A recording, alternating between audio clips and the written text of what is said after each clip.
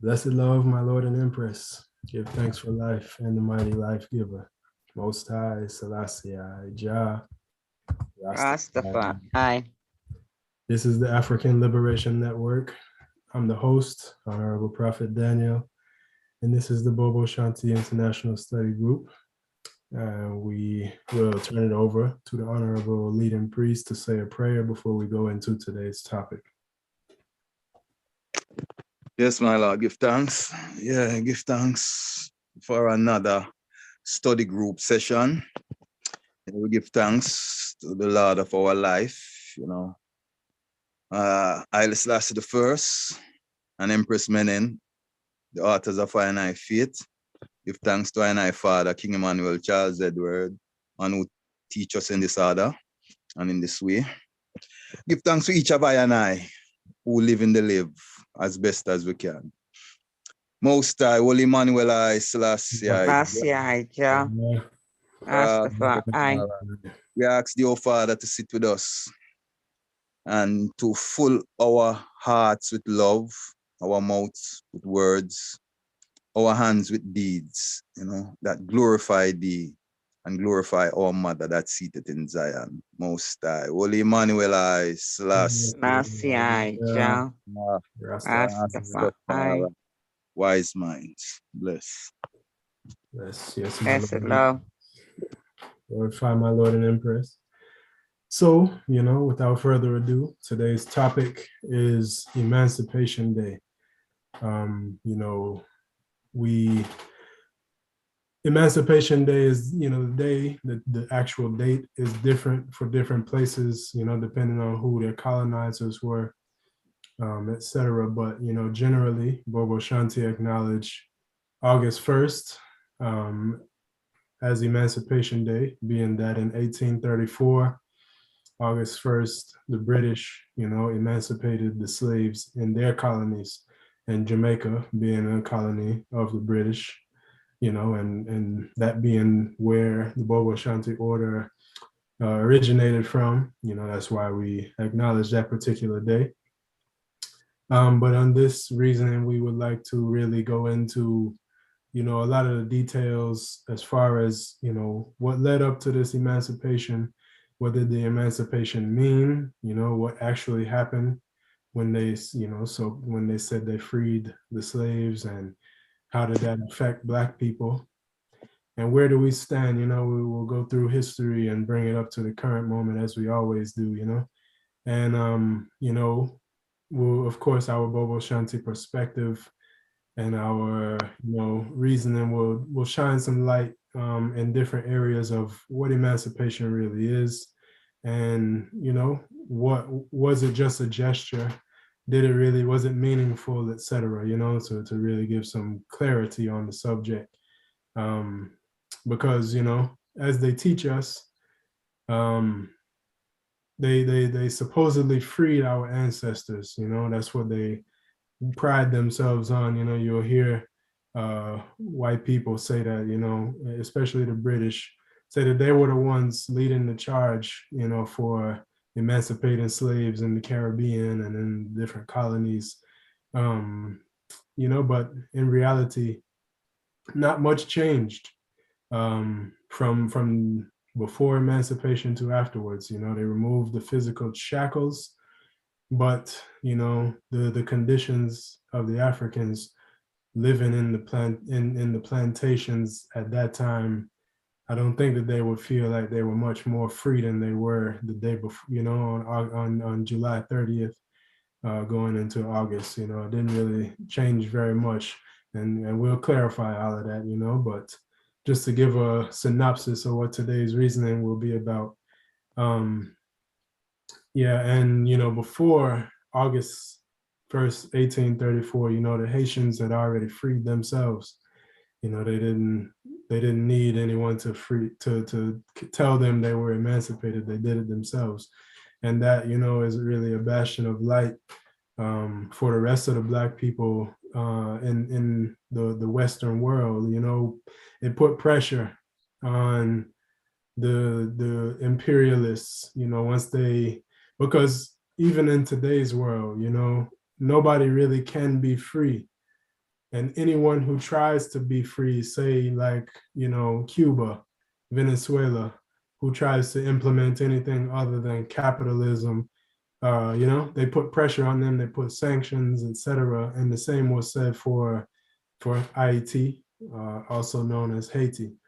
You know, they were free blacks, and so that was a threat, you know, to all the other plantations, because, you know, once the slaves, so-called slaves, once our ancestors would get word that there was black people in the West who were free, of course they would try to flee to that place, and of course they would be inspired to demand their rights, and so this made it harder for the European imperialists to keep our ancestors under shackle and chain, you know, and really we give thanks for those black people in Haiti who, you know, took it upon themselves to really free themselves. But, you know, not to go, you know, far from off of the, you know, the topic really, it's all relevant.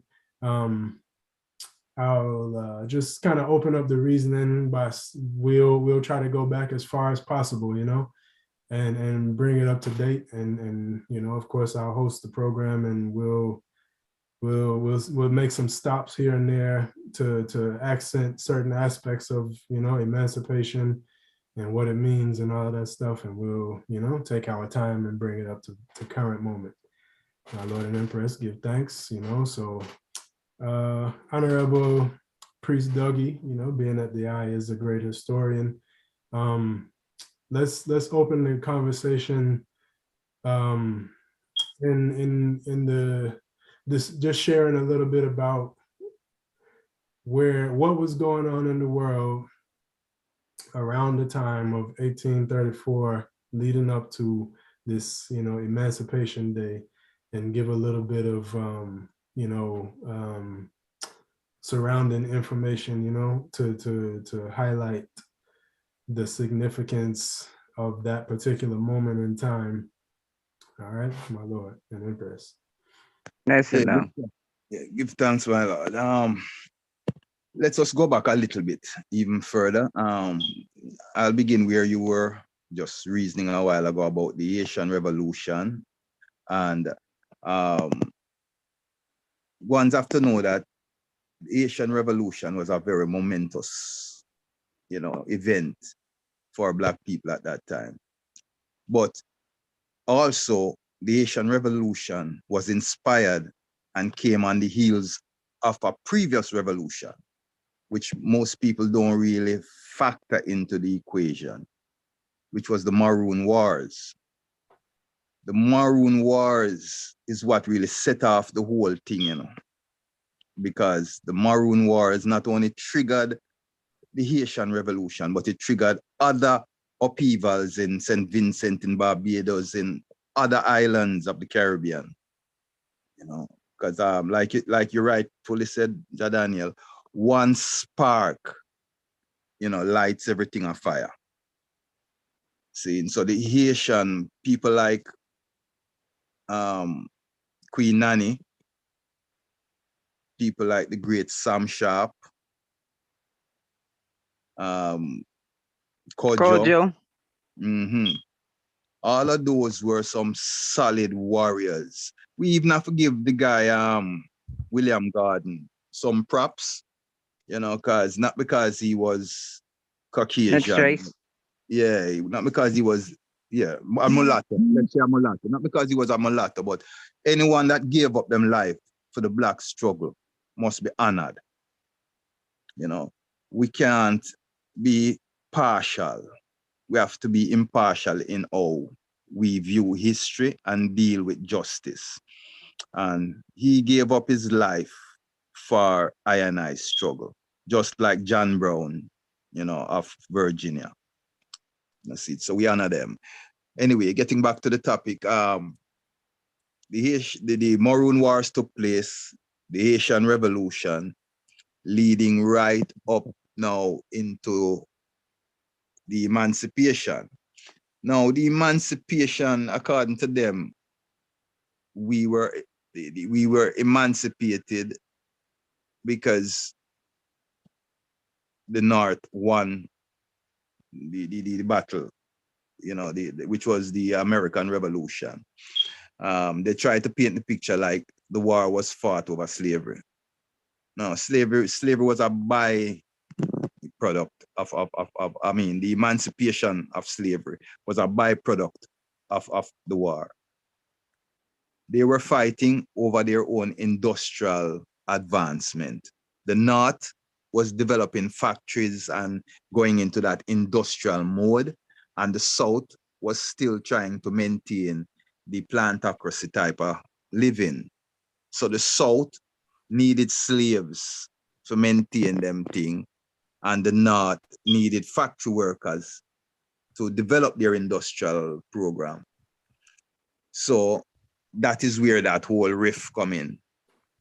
It had nothing really to do with either benevolence, you know, or the love of I and I. It was all about economics. And that is what sparked the whole thing, and we benefited from it.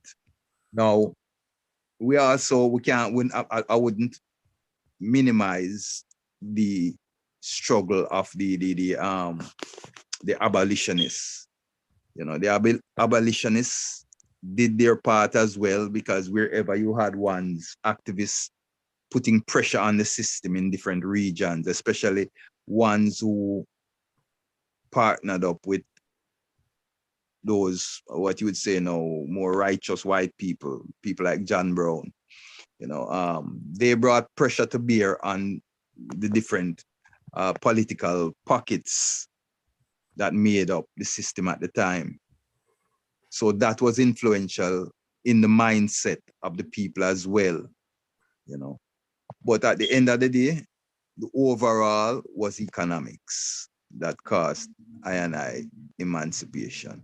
Now, economics in both ways, you know, because while we celebrate the symbolism of emancipation, what did emancipation really do for Black people? It didn't repair the breach.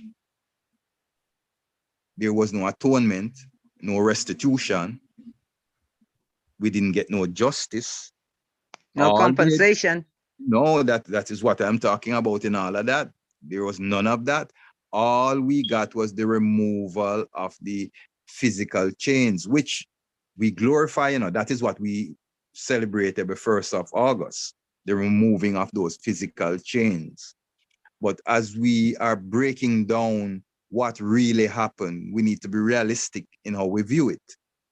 You know, we didn't get anything out of that negotiation, but the chains were removed.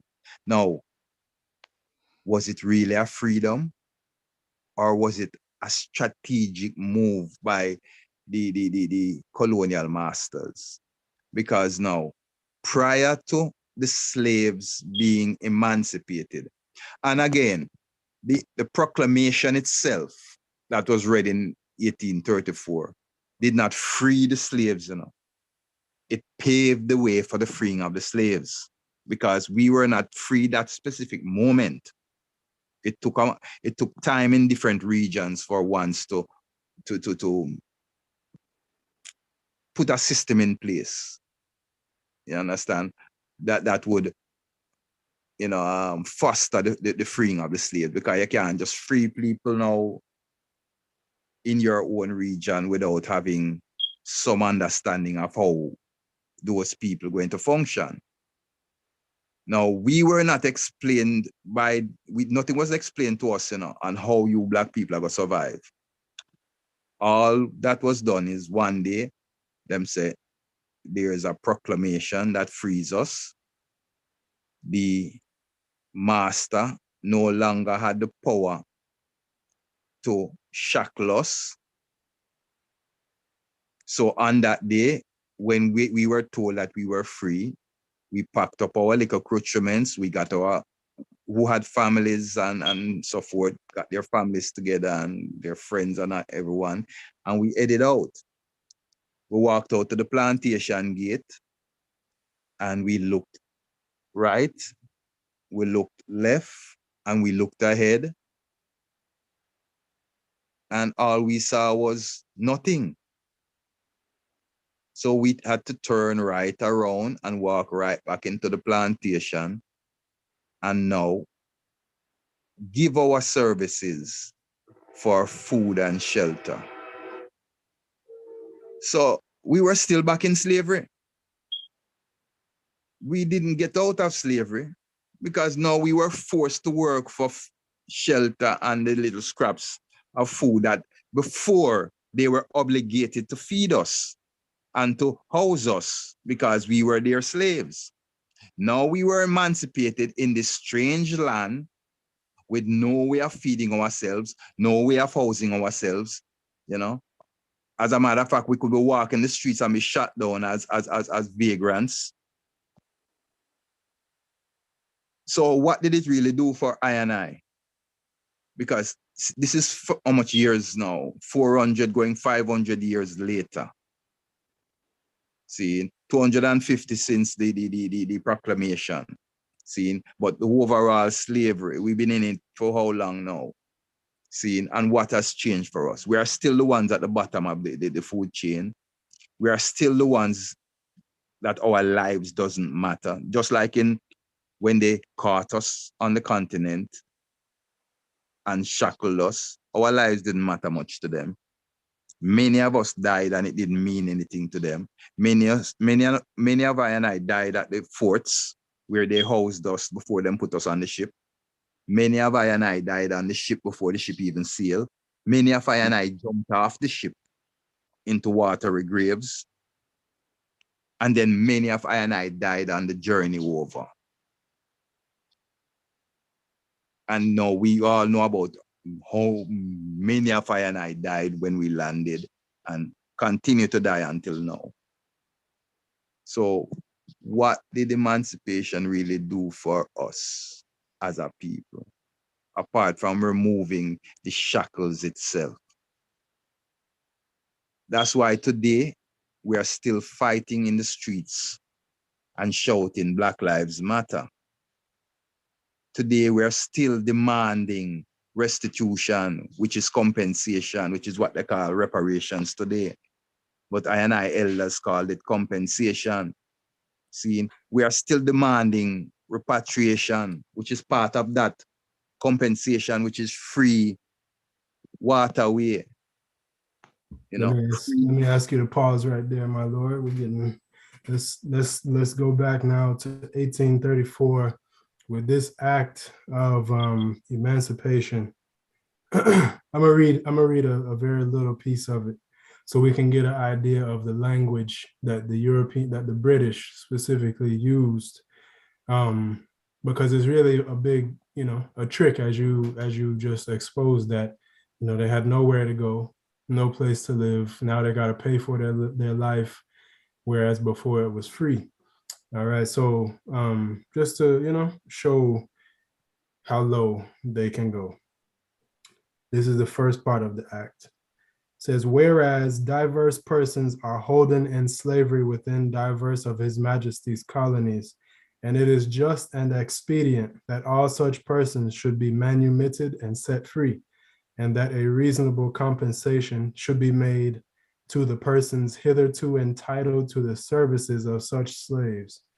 That's the plantation owner, the white people, the British, subjects, that they said that they should be getting paid for losing their property.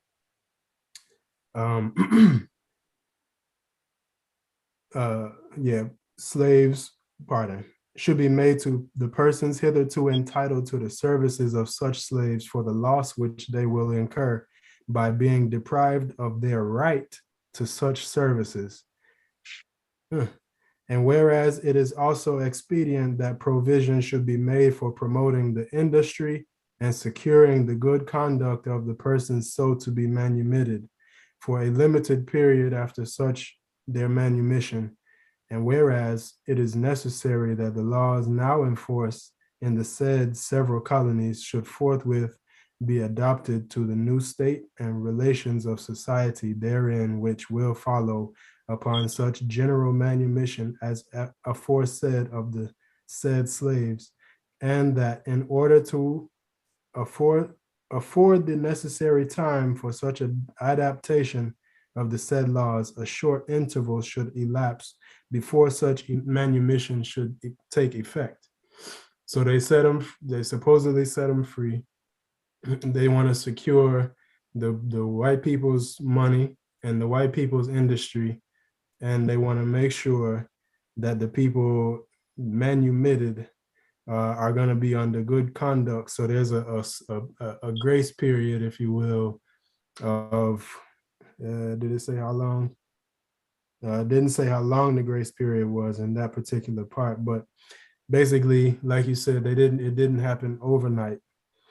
Another thing I want to shortly read, and be it further enacted that during the continuance of the apprenticeship of any such apprentice laborer, such person or person should be entitled to the services of such apprentice labor as would for the time being have been entitled to his or her services as a slave if this act had not been made.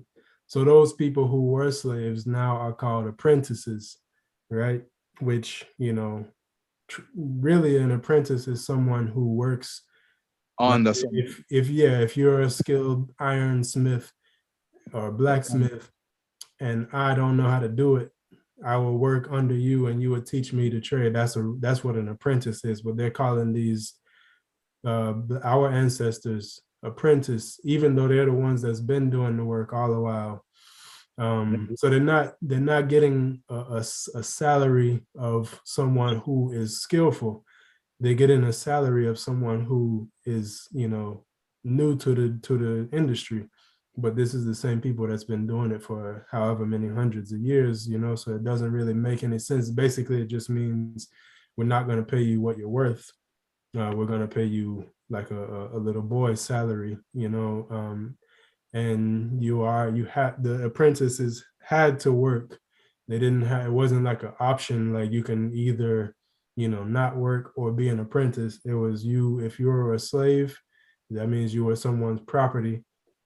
Being that you were someone's property and now the person who used to own you is taking a loss, you have to be a quote unquote apprentice for them, which basically means you have to be a slave for them, but they're going to pay you, but they're not going to pay you close to what the labor is worth. So that way they can still get, you know, ahead, you know, still keep making more. Like if you own a business and you got a bunch of people working for you, but you don't have to pay them, you know, the minimum wage, you got to pay them less than the minimum wage because they're like not even, they're like boys kind of, and you know, boys and girls, which we know that that's how they look on us still. Another thing that this outlines, and you know, I don't necessarily have to read it. Hold on. Another a point in what you're just saying that would add to what you're just saying. Remember now, as an apprentice, there is no set salary either, because I grew up under that program. They had that program in my time in Jamaica. Okay. So apprentice, sometimes you have apprentice at work and don't even get paid. It was true. Like, it's like they made it look like it was a privilege for him to learn from somebody. Like an internship. Yes, but it's like a privilege. You know what I mean? To say, well, I'm going to take you as my apprentice. Yes, sir. I'm going to teach you my skills. So I'm doing something for you. You should be paying me. Oh boy, what a bunch of devils. That is the kind of thing. Then now the other part of it now that really drives home what you are saying is that, remember now, whatever little pittance they gave us, we had to give it right back for the housing and the food. You understand? So when you said it was a win-win for them, because now they are getting the labor that can no longer be called slave labor for free or almost free, and whatever they are giving you as compensation, you have to be giving them back. Right back. To live in the same little shack that you were living when you were a slave. So that's what drives home that whole hoax that we were talking about. How much of a hoax it is. Yes, continue. All right, give thanks, my Lord, for clarifying that. And there was 3 different categories of apprenticeship, which I won't really go into because it's really, I mean, it's just different levels of your attachment to the plantation, really. But one more thing that I wanted to highlight about this act is that they, and we've heard priests mention this, and we've heard King Emmanuel even mention it, even in the Black Supremacy book, that they were going to give 20 million pounds sterling. But what the priests in the Congress say is that 20 million pounds sterling was to be given to us, the slave children. But what their act actually says is that 20 million pounds sterling was to be distributed amongst the plantation owners for their loss. It's a compensation for them for losing their property, not to us. So I don't know where how King Emmanuel had interpreted it, that it should be given to us. I mean, it should. I mean, more than that should be given to us, really. But according to what they wrote themselves, that 20 million pounds sterling was supposed to be given to white people for their loss. So, it was very sympathetic to the European, very sympathetic to them, and they're losing property and losing, their labor and all of that stuff. But really, they didn't lose anything. They gained, like the priest just said, now they not only are they don't have to pay you, they can pay you. If they do pay you, you're giving it right back to them, which you can draw a parallel of that. And I'm not jumping, I don't want to jump too far forward, but you can draw a parallel from, all right, nowadays, if you don't make a lot of money, which most Black people don't, if they have a job, you have rent to pay, you have food you have to buy, you have utilities, water and light, and sometimes gas, depending on where you live, right? So your basic salary, your basic wages barely covers those, basic necessities. So in turn, and Black people don't own the utilities company. We don't own the power company. We don't own the water company. More times than not, we don't grow the food. It's imported from. If you're in the islands, a lot of it's imported from somewhere. If you're in America, you definitely it's very, unless you're supporting some type of local farmers market, your food is coming from a big farm that's definitely owned by white people. So it's the same thing. You making your money, you're working for them. They're giving you a very little bit of money, and when you get your check on Friday or at the end of the month, however it is, every 2 weeks, you're gonna turn around and give all of that money right back to them with very little to keep for yourself. And 9 times out of 10, because of the depression that you face because of this situation where it looks like there's no light at the end of the tunnel, you could do this for all your life and never own a thing. You're renting the whole time, you don't have nothing to pass down to your children. So that's depressing. And so what a lot of people do with that little bit of money that they have left over is buy alcohol and drugs with it to help wash down the pain of the depression, knowing that I don't have a choice really, except for to get up and work every day at a job I hate with a superintendent or manager that's on breathing down my back, making me work super hard for some wages that's not even worth my time. And it's just like depression and it is passed down because just like generational wealth is something you pass down, you also pass down generational poverty. Because if you don't own anything and you can't give your children a head start, they're going to be inheriting the same low wages jobs.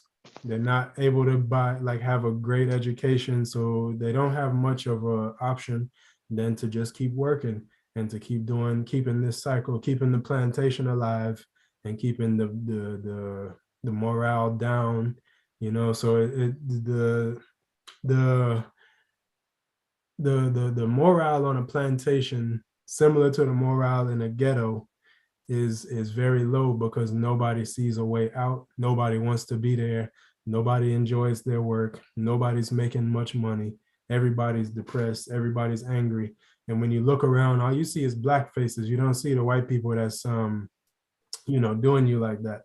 So they take it out on each other, you know what I mean? And that's why you have such high crime rates of black on black, what they call black on black violence and all of that stuff, which I mean is just, I don't think that term is really necessary. I mean, but that's what they call it, and that's what it really looks like, because that's why it happens, is because that's who we live around. Who else you going to be violent to? So it's just I said that to say that this is just a cycle, and the slave masters, I'm sure, oppression. knew, the slave masters knew what they were doing when they gave you this this fake emancipation, this fake manumission, this fake freedom, where you're free, of course, to choose between a rock and a hard place. There's no real choice. You don't get to choose to be wealthy. You don't get to choose to be like really free, like how they're free.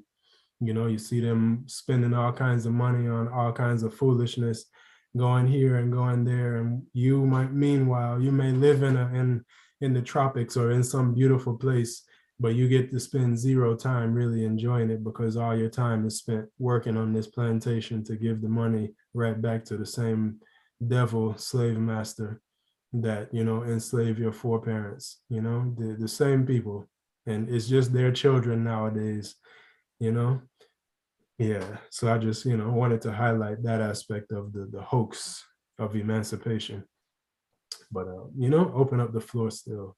Anyone has anything they wanted to share on any aspect of that time period, or anything related to emancipation, my Lord and Empress.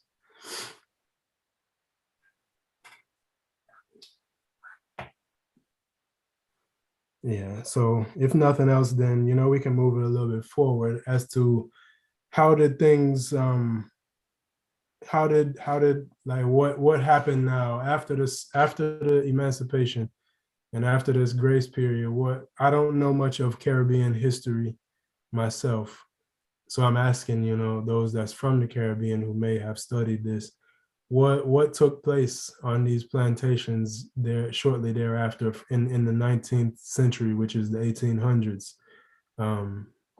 I know what happened in America, and we'll get to that. But yeah, I would like, from 1830s into 1870 or so, we could kind of, if anyone knows anything, could share that.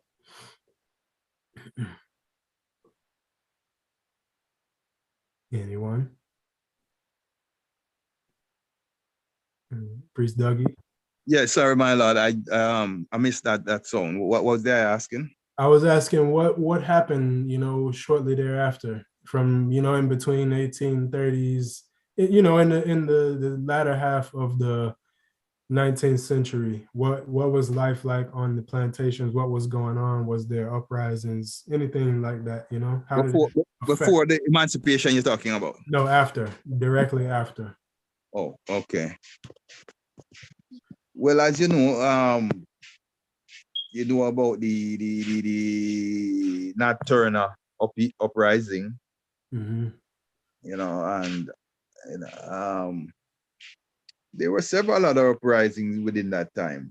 That's where all of these great African heroes and sheroes made their names. As a matter of fact, it is part of my whole Garvey meditation this year to highlight some of these pre-emancipation heroes, because we don't hear enough about them. We don't know enough about them.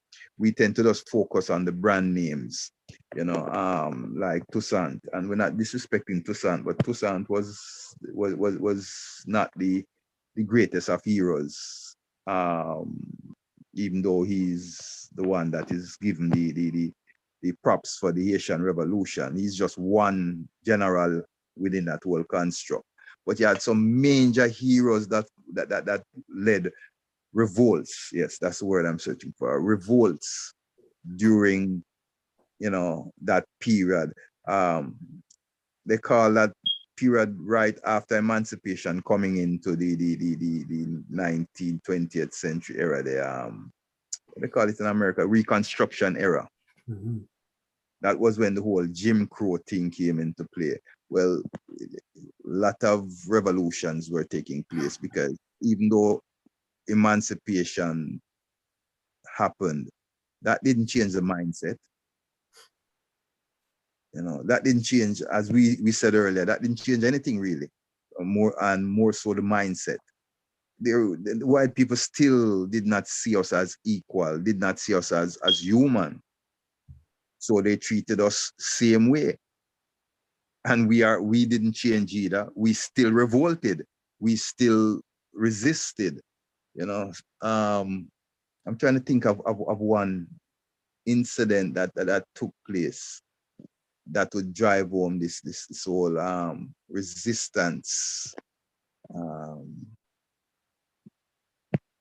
within that era that you are speaking of. You know, but yes, there were many revolts that took place, you know, beginning with the Nat Turner revolt at that time. Yes, I know, and I know American history, to a certain extent, of course, but I know the emancipation in America took place, 31 years later in 1865. It started, I think, in 63, but it took a while before, all of the states had to accept it. And it wasn't because they wanted to, it was because of, the Civil War took place and Black people fought, which, the Southern states were utilizing Black soldiers to fight, to keep themselves in slavery, but eventually the Union won. There was the Union and the Republic, the Union being northern states. The northern states didn't want slavery to end because they cared about Black people and loved them so much. It was because they wanted to keep the country together. The South was where all of the money was being made because of the plantations, having free labor. And if anyone who's been in the southern states of America, I mean, it's big states with lots and lots of big fields of, whatever it was, tobacco, cotton, I mean, acres and acres and acres, huge space. So all of these crops they were growing, they were getting it pretty much for free. They didn't have to pay their laborers. So they were making all kinds of money, whereas the northern states was getting industrialized, but they couldn't keep up financially. And so the southern states were then Democrats, the North was the Republicans. But, eventually, Dixiecrats. Pardon? Yeah, the Dixiecrats. Yes, so the northern states, they wanted slavery to end. And once the war was done, of course, the northern states won, the Union won. Then there was a talk of 40 acres and a mule and all of that stuff, which, never really manifested. A few people got it, but it was taken away from them.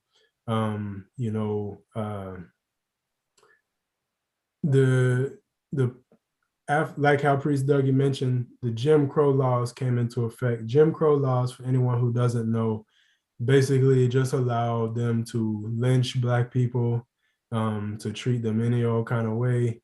They couldn't go into certain business. Most all white businesses, this is the time period when they, define, white this and Black that. They had the Black people had entrances around the back of the building. And this lasted all the way up until, the civil rights movement. That's what the civil rights movement was for, to end Jim Crow and to give Black people like an equal standing, quote unquote, equal standing in America, which I don't think that's ever really possible. But, that's what, at least what, they thought was possible, was for Black people to be equal in America. And so, the 13th Amendment to the Constitution declared that Black people were free, and, they could be, like, say if you had too many Black people gathering outside and they, they're just out talking or something, loitering, they could arrest you for that. And once you're arrested now, you can be pretty much a slave. That's what the 13th Amendment allowed them, is that they couldn't be enslaved unless they were caught. They were like arrested for a crime. So then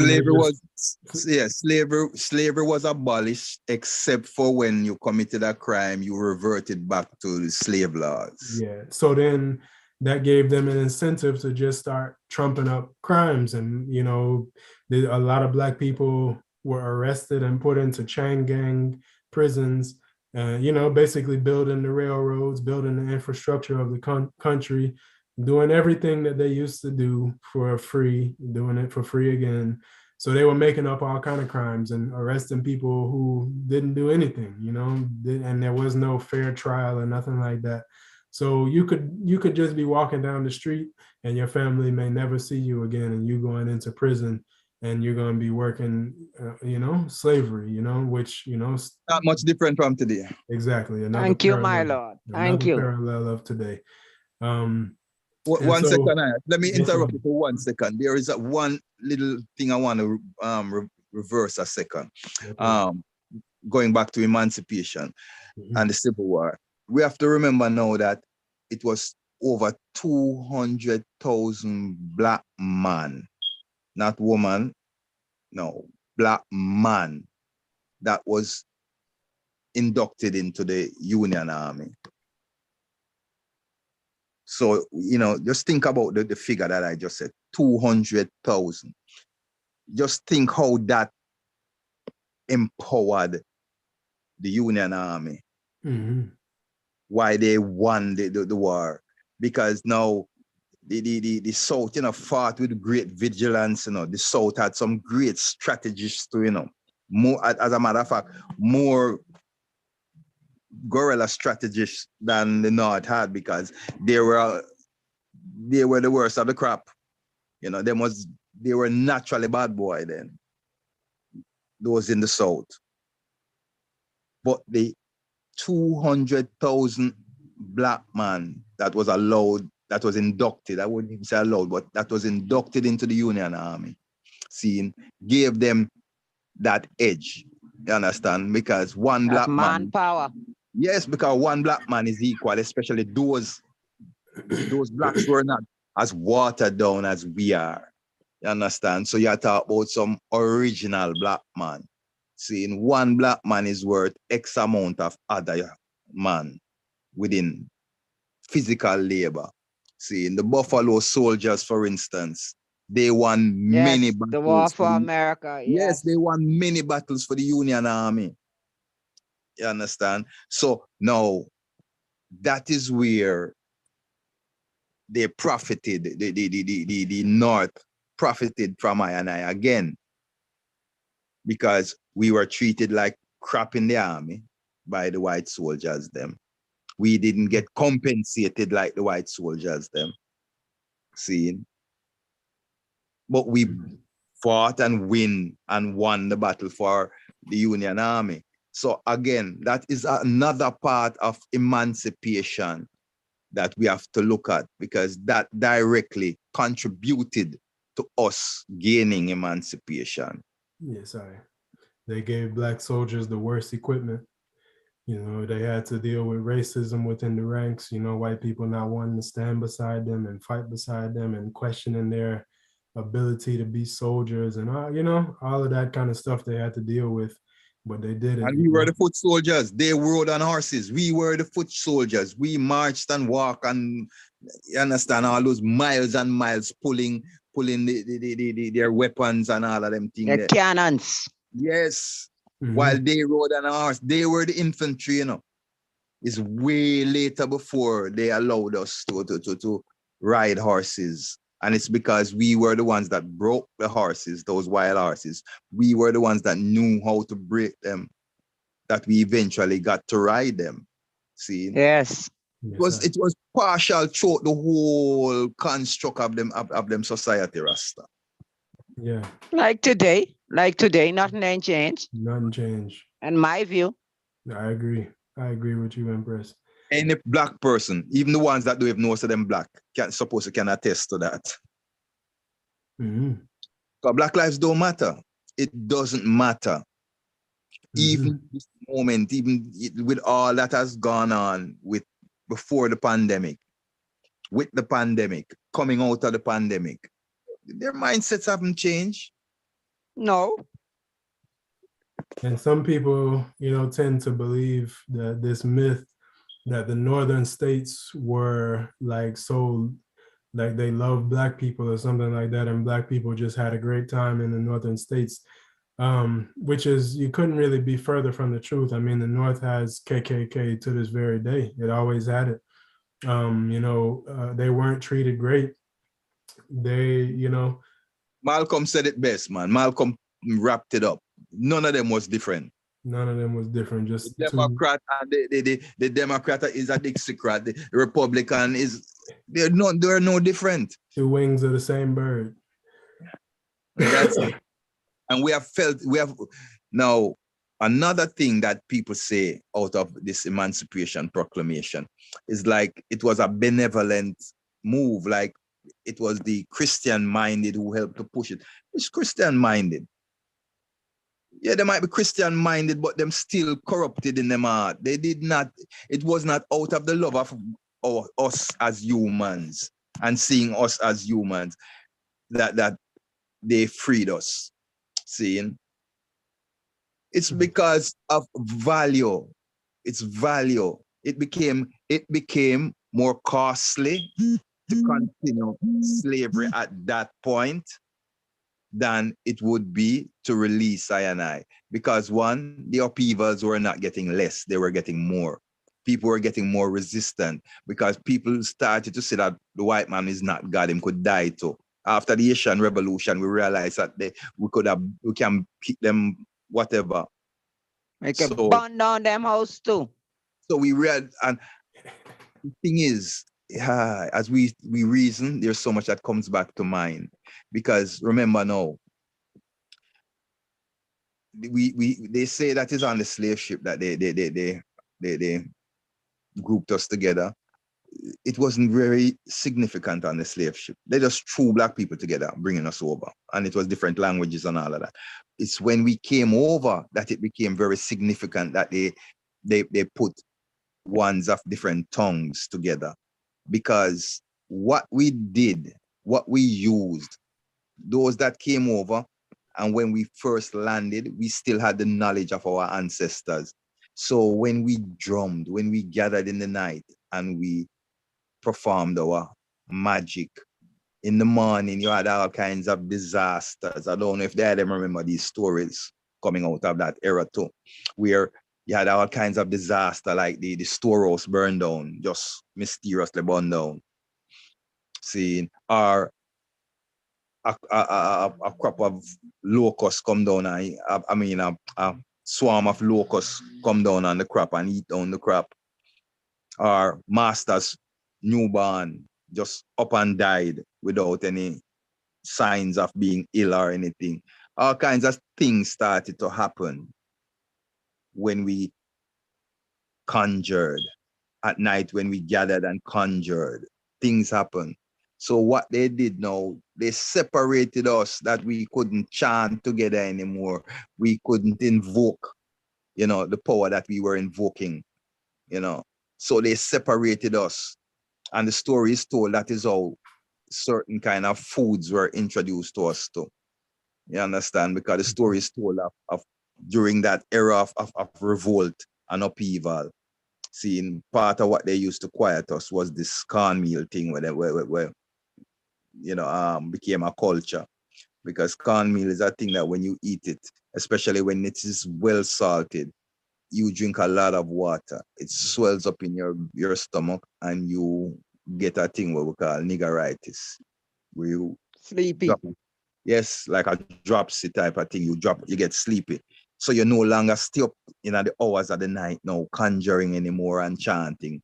The white man used different methods to get that out of a man. And then they said it was taboo.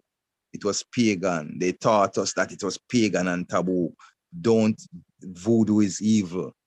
Obia is evil. Negromancy is evil. Kabbalah is evil. All of the old traditions of our ancestors were deemed evil and taught to us that way. So a legacy of emancipation and slavery is also rejecting, our traditional practices. Our culture. And making one's turn it into some little hocus pocus thing, some little, samphai thing, because that is the modern day Obia man is a samphai. All them do is samphai people and taking their money. But the ancient sages that practice those disciplines use them for positive purposes, and they had a power that supported our way of life. See? So that is part of what we use to bring about emancipation as well, because we were creating all kind of havoc with our sciences on the plantation. The white man became afraid of us, Mm-hmm. That's what ones was remember, they became afraid. All of one like Harriet Tubman, when you hear about Harriet Tubman, when you hear the true, the real in-depth stories of her, they feared her. She was like what they would call a phantom. They feared her. Mama Nanny, when you hear the stories, the folklores of Mama Nanny, the things that Mama Nanny did, how the British feared her again. You understand? That is what we used to bring about emancipation, but those are the untold stories of emancipation. All we hear about is what they want us to highlight, what them put in our history books. You understand? It's our historians now that have to come and bring these stories to light, that our people know, say, we didn't just roll over and just accept slavery. And it was no, they didn't just emancipate us. It was no gift to us out of their human love that brought about emancipation. We fought for that. We fought for that, because freedom given is not free. You are not free if it is given to you. That declaration was a hoax. We fought for our freedom. The Haitian Revolution was by force. The Maroon Wars forced the British to sign treaties with the Maroons in Jamaica and gave them autonomy. That many of them was even flown to Nova Scotia, eventually ended up in Sierra Leone. You understand? We fought for those freedoms. Give thanks, Daniel. Yes, my Lord, give thanks for the eye. Even in Bahamas, we had a revolts too in the islands. Kojo, you have a museum of him that he fought, the British for freedom in the Bahamas. Although they say the Bahamas slaves was very passive, No, but they claim enough of them never come there as slaves. They get lost on a ship and some of them just reached there from the Americas.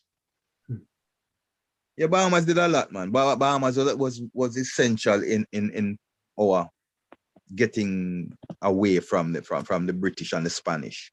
You understand? Because again, we were speaking about this last week in our discussion. The Seminoles. You have a set of Seminole Indian Native Americans that are called Seminoles, and there is a what you call now a bloodline of them that is black. They're called the Black Seminoles. How they came about? They were the ones that escaped the Spanish and the British, and as part of, in escaping, they sailed into Bahamas. And they occupied one of their and this is historical. People can go and do the research for themselves. They developed a settlement in Andros Island. Yes. That is known historically, and they a beautiful island. And they interbred the African and the natives the Native Americans that sailed there. We eventually, which is natural, people living together, you interbreed, you end up interbreeding. So out of that came the Black Seminoles. And the Black Seminoles is what gave them, for the lack of a better word, hell in the Everglades here in Florida. Okay. Because the Black Seminoles knew the Everglades. The Everglades is a swampy area, very swampy. Yeah, with poisonous snakes, with a lot of what them call it, that's and the alligators and the sand when you sink in that Quicksand. sand. Quicksand, thank you. Yeah, And quicksand. a lot of quicksand and all of those things. The Black Seminoles know where everything was. They knew the lay of the land. So they fought the British and the French and all of them there in that area where they could never beat them. You understand? And when it got too intense, they would sail away to Bahamas Islands where they took refuge. So yeah, we resisted. What Of course we did. what about the crops, my lord? Because I know, like for instance, in Antigua when I was there, they was telling me we was up on the hill. They said whenever, you know, back in the slavery times, all from here, 360 view, all you could see is sugar cane. In the rest, like what happened once they didn't have to work necessarily. Well, I don't know. I shouldn't say shouldn't. Did they continue to grow sugarcane? And when did the plantations did the plantations ever transfer ownership to the actual Black people? And did they continue to grow these cash crops, or did they start growing like what they want to grow, or how did that go? How did the land distribution change? Did it change after emancipation in the island? No, because like you said, remember what you said, you know, they promised us both in the islands and in the Americas, they promised us land. They promised us, you know, settlements. We never got the 40 acres and a mule. The few that got it, like you said, it was taken back. You know, what we were supposed to get, people don't understand the whole concept. There was, for the British, I can speak on the British aspect of it. Somebody else from the French islands can give you a better input into the French aspect of it. But on the British side, the British government, they granted 20 million sterling. Originally, that was granted to the slaves, to help the slaves assimilate into the regions where they were. The plantation, like you said earlier, Daniel, the plantation owners, them ball out and said they need to be compensated as well because they are losing their labor force. So instead of now that 20 million reaching where it's supposed to reach and divvy up amongst the now emancipated enslaved, because Diana is never slave. So I'm not gonna take that title and say emancipated slaves. No, the emancipated enslaved, it never was divvied up for them. They siphoned that off to the plantocracy and gave to the plantation owners in Jamaica, Barbados, Bahamas, the different regions. Only Haiti didn't get any because Haiti did their own thing. But anything that was under British rule, okay, the plantation owners got some of that money to compensate them for their loss. Now, so the growing of the crops continued, you know, that up to now, that hadn't changed. It's just now in Jamaica, cane growing is becoming obsolete, you know, but the plantation Caymanas Estates, you know, which is a famous estate in Jamaica, is still there. Still a cane plantation. See, they still up to today grow cane, make sugar, ship to Britain. Mm-hmm. So was St. Croix. Mm-hmm. St. Croix was owned originally by Denmark, and it was a trade of guns, rum, sugar, tobacco. Yes, thanks, my Lord. And so, you know, just for a moment, I would like to even share a little information. The French abolished slavery in their colonies in April 27th of 1848, which is just a little bit after. The Portuguese, their biggest colony, Brazil, They didn't abolish slavery in Brazil until 1888. We already established that Haiti, had abolished their slavery in 1804. Let's see, the Spanish, I never really got a decisive answer about the Spanish, but, because they own Puerto Rico, Cuba, and a lot of South America. And I think it just little bit by little bit, yeah, there's no one particular day that I found in my research for the Spanish abolishing slavery in their colonies. I think the colonies themselves just eventually abolished it themselves. Because, with the 1834, that's just England, and we focus on England because of Jamaica, etc. But there's, the other imperialists include Spain, France, Portugal, maybe even the Dutch. I'm pretty sure the Dutch had some islands too. Didn't find anything about Dutch abolishing of slavery either. But, the 1800s in general, starting from 1804 all the way down to the end of it, little bit by little bit, the West, their colonies became slave-free, quote unquote, because it's really, as we've been unveiling, is all just a hoax. And the Black people, our ancestors who were once enslaved, they just changed the terminology, but they didn't really change much about the lifestyle or the land distribution or anything like that. It was still the same, business as usual, and the colonists were still winning. The British claim to fame is that they declared Emancipation Proclamation. Mm-hmm. That's the claim to fame.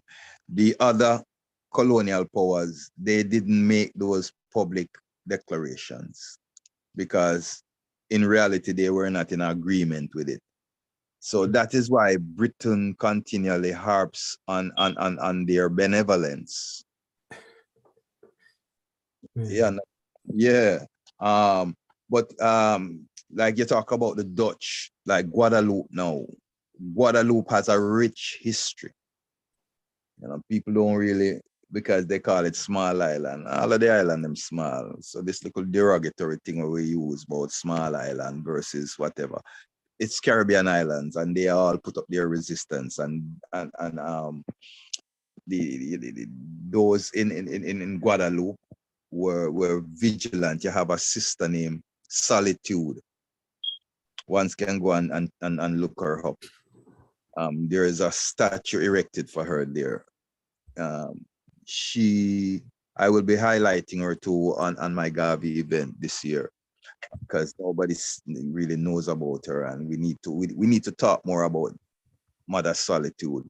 She was pregnant with child, and she was fearful that when she had her baby, that they would kill the baby or take the baby into slavery, and the baby would have to face that what she's facing, and she didn't want that. So what she did, she escaped.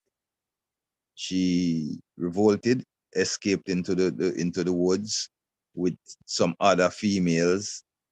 She eventually organized a resistance for a period of months, and she fought against them, gave them hell during that time. She was eventually caught. Okay, and they waited. They didn't do what they wanted to. They waited until she had child, took the child, then they hung her. Okay, so she is a rich part of the history there. Yes, I heard about her. If you look on the screen, you can see the statue that the priest is mentioning. Yes, I saw it. I heard about her. Great woman. Yeah, thanks for bringing that to our also in Suriname. In Suriname it's another place with a rich legacy. So we have heroes and sheroes, all over. Unsung. Yeah, man. Mm-hmm. Most of those that did what they did, they didn't highlight them. They couldn't. They didn't want to make them martyrs because a person is more valuable to a revolution as a martyr than even a leader, you know. Because remember now, you can't kill a martyr again, you know. You don't kill that martyr already. And because of what that person did, everybody idolized them now. And they have become an indelible leader. Mm-hmm.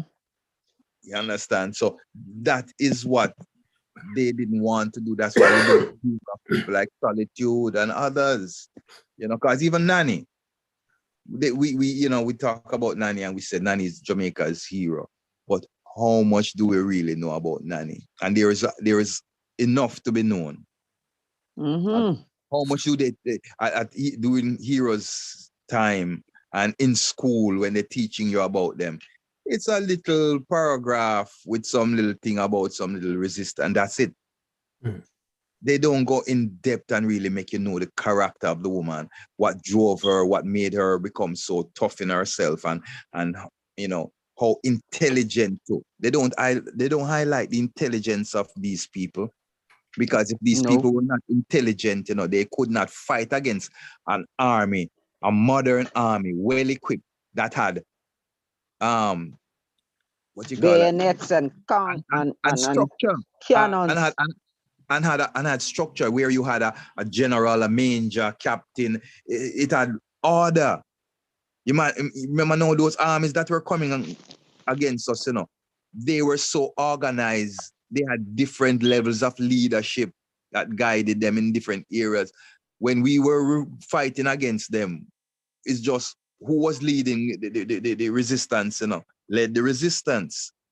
That person had to be a multi-genius to do the things that I equipped army had several people doing. That is what I am alluding to here, where people like Nani was able to sit down with our lieutenant them and draft out a plan of attack or a plan of resistance.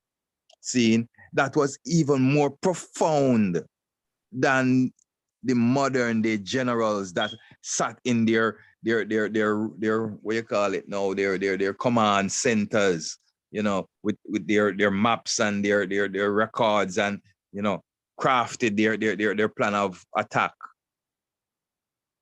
Our Mama Nanny sat in the bush and she used leaf and stick and draw out our plan of action on the ground with our soldiers.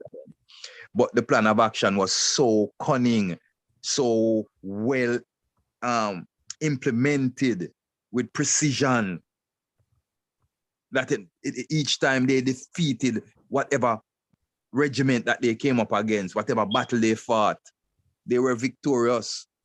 That when they eventually catch I leaders, they try to murder us or use us as an example. They try to kill us in such a way that it would send a message to the others who are looking to rise up. Look at what they did to Dr. Bookman in the Asian Revolution.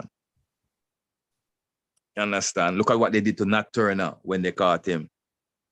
To Dessalines. You understand? Mm-hmm. Yes, man. Yes, I.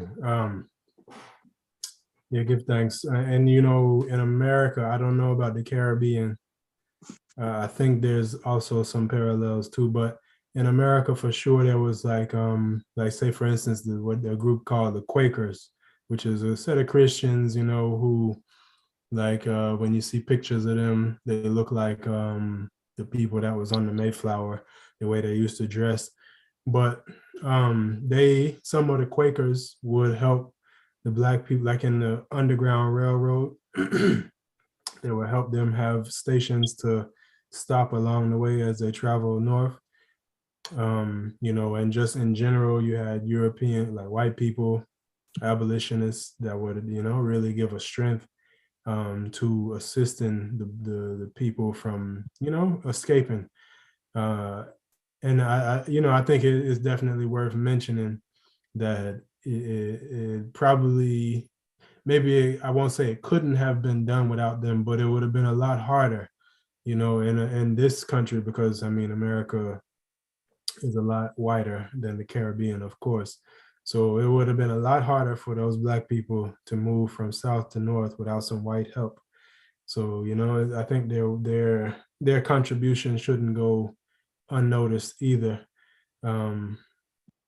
Yeah, so just wanted to bring that up as well. And as far as the emancipation struggle, the freedom, you know, the I struggle can for freedom. I can never think of emancipation without thinking of John Brown, my lord. Mhm. I speak of John Brown often in my conversations because, yeah, unlike, remember now, you know, they are our children out of Mother Eve, Africa Eve, came all generations and all ethnicities and all ones that you see. So I and I don't possess the same kind of vibes that they do towards I and I. See, so I and I is always willing to give justice where justice is due.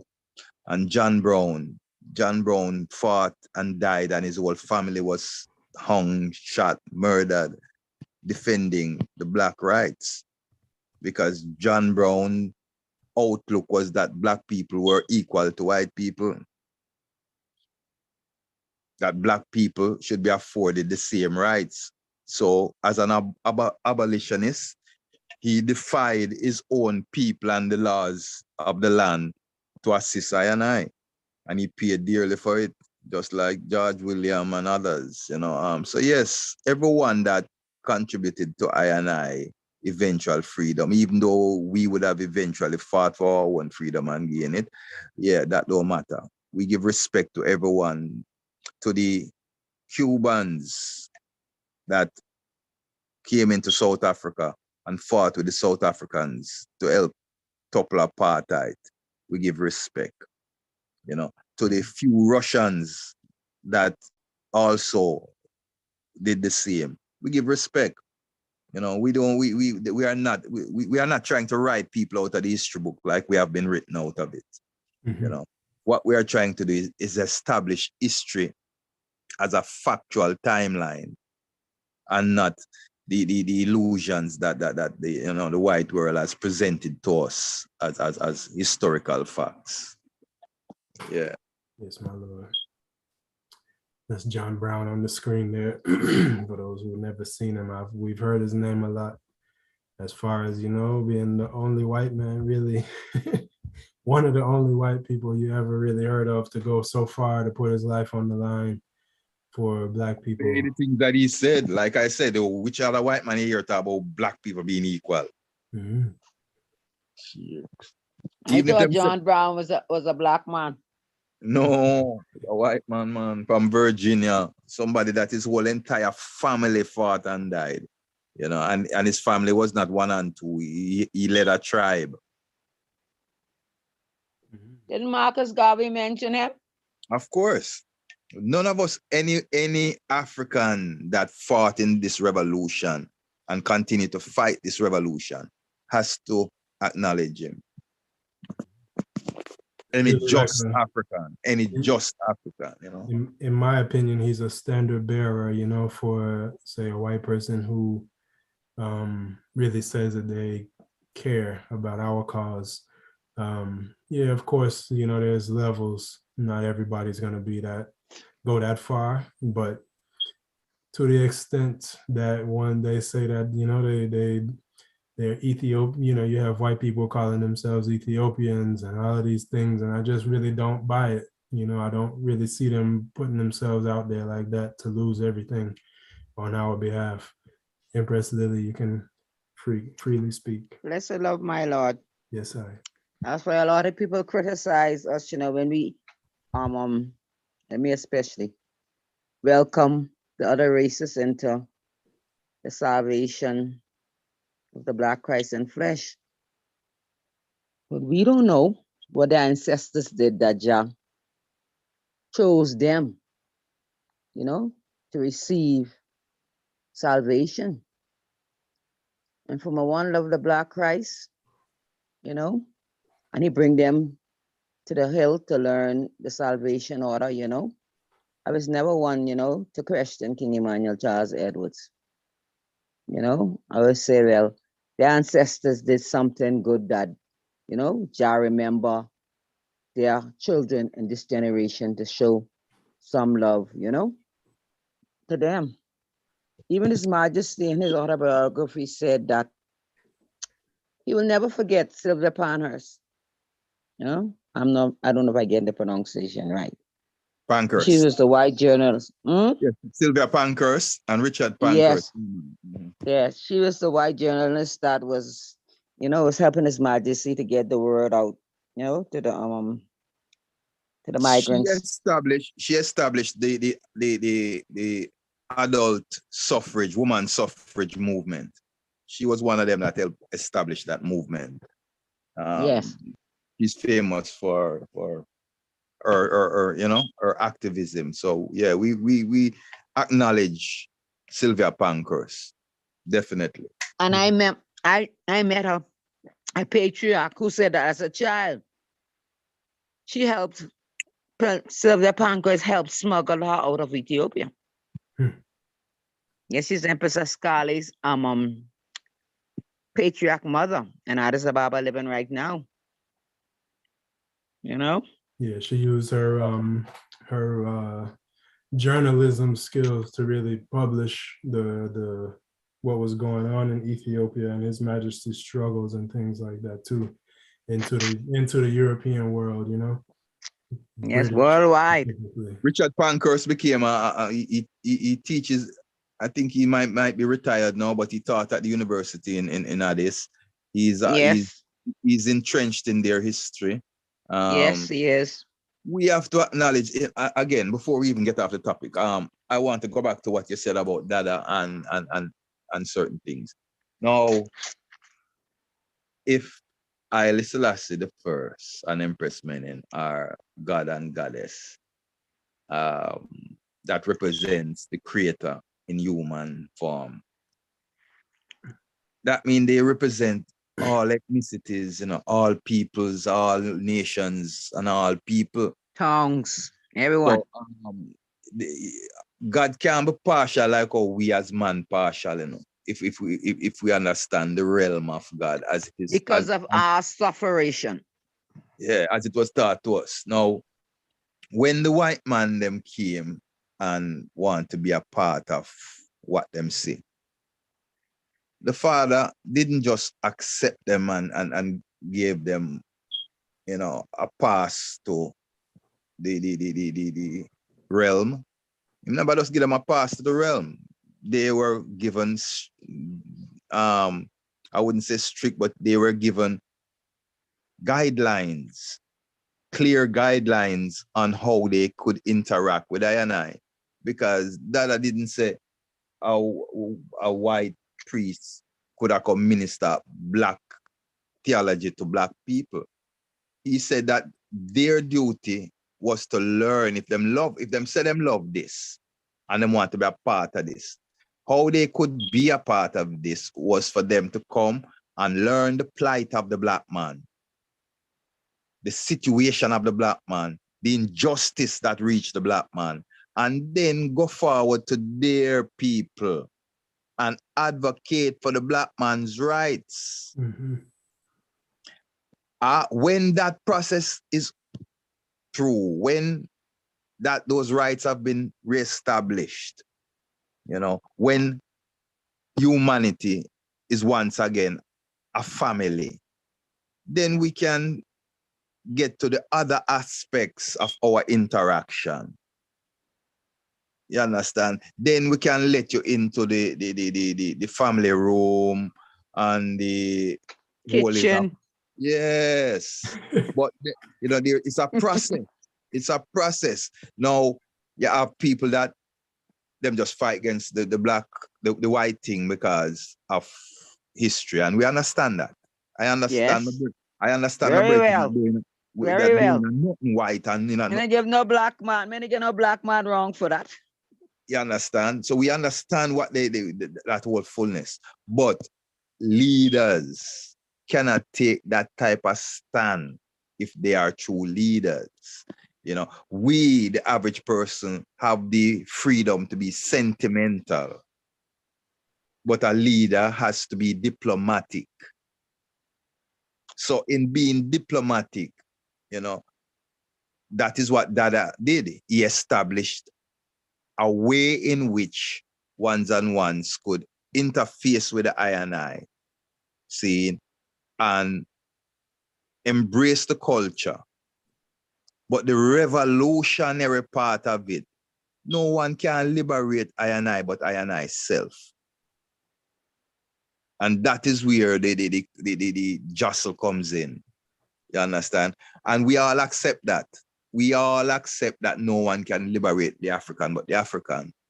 But we also accept that all humans have a right to declare their destiny. So if a man come amongst I and him want to embrace Rastafari, I do have the right to deny him his faith. If a man come amongst I and love King Emmanuel and love the other, how do you deal with it now? Because this is the part that is causing a problem. How do you deal with it?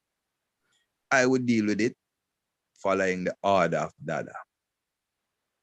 How Dada set it is the same way I would deal with it. Because I don't see no other way to deal with it. All right, you come, you love this live. See, we need strategic partnership because we are fighting for a certain, you know, outcome. See, so we need strategic partnership to help us to achieve that outcome. So now you become a strategic partner. You want to embrace, or you love the Bobo Liberty here, where this is what Bobo Liberty stand for. This is what we defending: freedom, redemption, international repatriation. Go tell your people them forgive it. Go tell your people them release the chains and make way.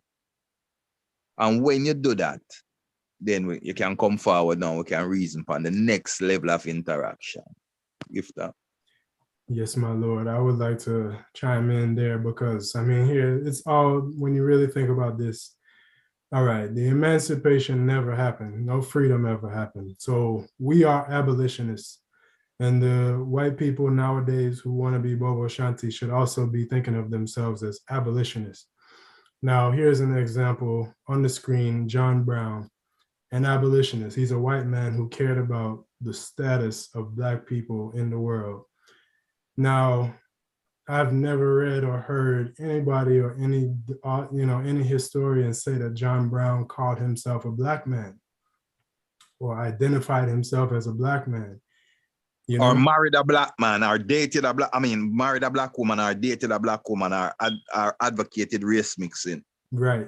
Go ahead, man. Now, what happens with Europeans who come into Bobo Shanti is that they want to claim our identity, which, of course, according to the UDHR, the Universal Declaration of Human Rights, everyone can choose their own nationality.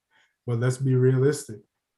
What about a European is Ethiopian, except for the origin of all people being Ethiopian, but they don't have burned skin. They don't suffer the things that Black people suffer. So I just ask them to just be honest with themselves. Don't come tell me you're Black. You're not Black. You're white.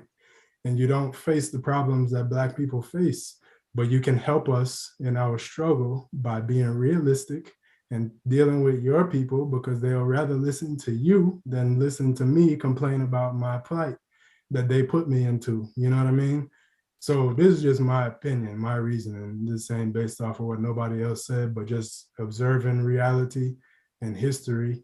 The abolitionists of America specifically, in them times, they were just there to help. They weren't trying to say, I'm Black too, and I want my rights as well. No, they knew that they were white. They knew that they were the ones, a part of the same social group that was giving us hell and continuing to give us hell.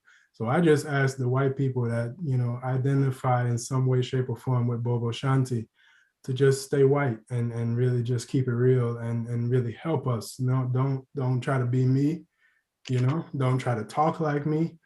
I don't, I notice within Bobo Shanti, even this, Black people from America, when they want to be Bobo or Rasta, will start putting on a fake Jamaican accent. I don't do that. You have European people who do the same thing, which to me is just fake. I mean, just be yourself. Nobody, you're not fooling nobody. Yes, of course, there are white people who grew up in Jamaica and speak with that dialect of patois, but most of them don't come from Jamaica. They come from Europe and they come from America. And then they start putting on a fake Jamaican accent and calling themselves Ethiopians. And to me, that's just the biggest lie and the biggest scam, and just it's really disrespectful, because it's like you're missing the whole point. Our point of being Rastafari is not just to look cool and sound cool. The point of this thing is freedom, redemption, and repatriation. So if you're not coming for that reason, you're coming for the wrong reason. You know, most of them, I feel like, come for cultural reasons, because they don't like the fact that they belong to the oppressor class. They don't want to be identified with that, but they can't escape it. You still are white. No matter how much Rasta you want to chant and how much hymn and Bible and all of that you want to claim, you still are white and you still belong to the oppressor class. So if you really want to help, then just be white and deal with things as they are, and don't try to change it. Don't try to trick me, and don't try to trick nobody else, because then I believe you to be a deceiver, which is no different than your father and your forefathers. Because the thing about white people is that wherever they go, and you can see this clear as day in today's world, wherever they go, they identify people that's not white, that have culture, that's original culture, that usually is in tune with nature and things like this, which they know white people culture is not. So what they do is they identify the good in our culture. They try to take parts of it. They don't identify with all, they don't like all of it. You know, they always find something to like criticize. And so they're not really being authentic in themselves. They take whatever they can that they can market, and they put on the costume, and they might stay there for a little while and learn the lingo and learn the customs and stuff like that. But then they go sell it as though it's their own thing. And that's what they have the freedom to do, because they're the ones that got the money to travel. They can go to Jamaica, they can go to Africa, to and from, no problem. Nobody's questioning them about their passport when they land and all of that stuff. They don't go through what we go through when we travel, because they're not white, or because they are white. Because, you know, non-white people, all of the borders and stuff like that, all of the passport and all that is not for white people. It's to keep us out. So they don't have the same obstacles that we have. So when they travel freely, they can, you know, stay and they can go, and then they can monopolize and you know, make money that we can't even make off our own culture. So I burn all of that out, and I just ask them to keep it real. If you want to be an abolitionist, if you want to help us fight for our freedom, redemption, and repatriation, then just do that. You don't have to have the costume. And it is a costume, you know what I mean? For a Black person to wear red, gold, and green means something totally different than when a white person puts it on. And if we want to deny that, then we're just denying the reality. Because when you see a Black man with red, gold, and green, you know that that Black person is identifying with Africa in himself, because he is, you know, he's peeling back the layers of lies that's been fed to him about his nationality, and he's identifying with his true self. Now, when a European puts on red, gold, and green, what does that mean? It just means more conquest, more pillage, more rape, and more, you know, fakeness to me. It's, I don't know, that's just my stance on it still. Because, yeah, like I said, the whole purpose of it all is just freedom. It's not for us to be looking different and cool and all of that stuff. But when they put it on, it's to look different from who they actually are, which is a part of the oppressor. Yeah. Yeah, I'll just leave it there, because I could go on, but I'm pretty passionate about that, because I see it all the time. Tell me something. This is where I want to come in now, since our reasoning. Mm-hmm. What do we say about the indigenous people that also is claiming the faith? Indigenous to where? Indigenous to different regions of the world. They're not white. Rastafari is everywhere now, in every ethnicity, everywhere. So my Rastafari, Bobo, Shanti. I would say. So what are we say? What do we say to them? To these different? ethnicities that are coming in? If How you're do you asking, deal with that? if you're asking my perspective, I would say every non-white person has a right to, we're all agitating for the same, some of them may not be looking for repatriation, but they're definitely looking for freedom and redemption. So, you know, like I would say anyone can be arrested, white people, black people, in between. Anyone can be arrested. Everybody's going to come for something different. What I was saying was speaking to an observation that I see within the Europeans that come to Rastafari. But Yeah, no, man, I say, understand that. I totally yeah. understand that, and there's nothing you said nothing wrong. So I'm just putting a next layer on the reasoning to say, all right, let's take it from just the white people now to all those other indigenous people that are coming in. Because here's the thing now, my lord. First of all, Rastafari with the dreadlocks and the ISEP and the ITAL and the ganja and the whole concept rose up as a resistant, as an anti-colonial, anti-slavery movement. That has, I mean, that speaks for itself right there. That declares it, you know, because if you're never been colonized, or you're never been enslaved, you can't identify with what we are defending. It's a fashion now. You understand? You can't identify with what we've been defending right now. Now, different ethnicities have gone through their different struggles. Okay. So yes, there is some similarity in the sense that we have all struggled against a system of oppression. But Rastafari rose up defending Africa and the African Pan-African struggle. Because of its cultural expression, it has attracted people from all over the world, even the same white people, because of its cultural phenomena. So how do we address this?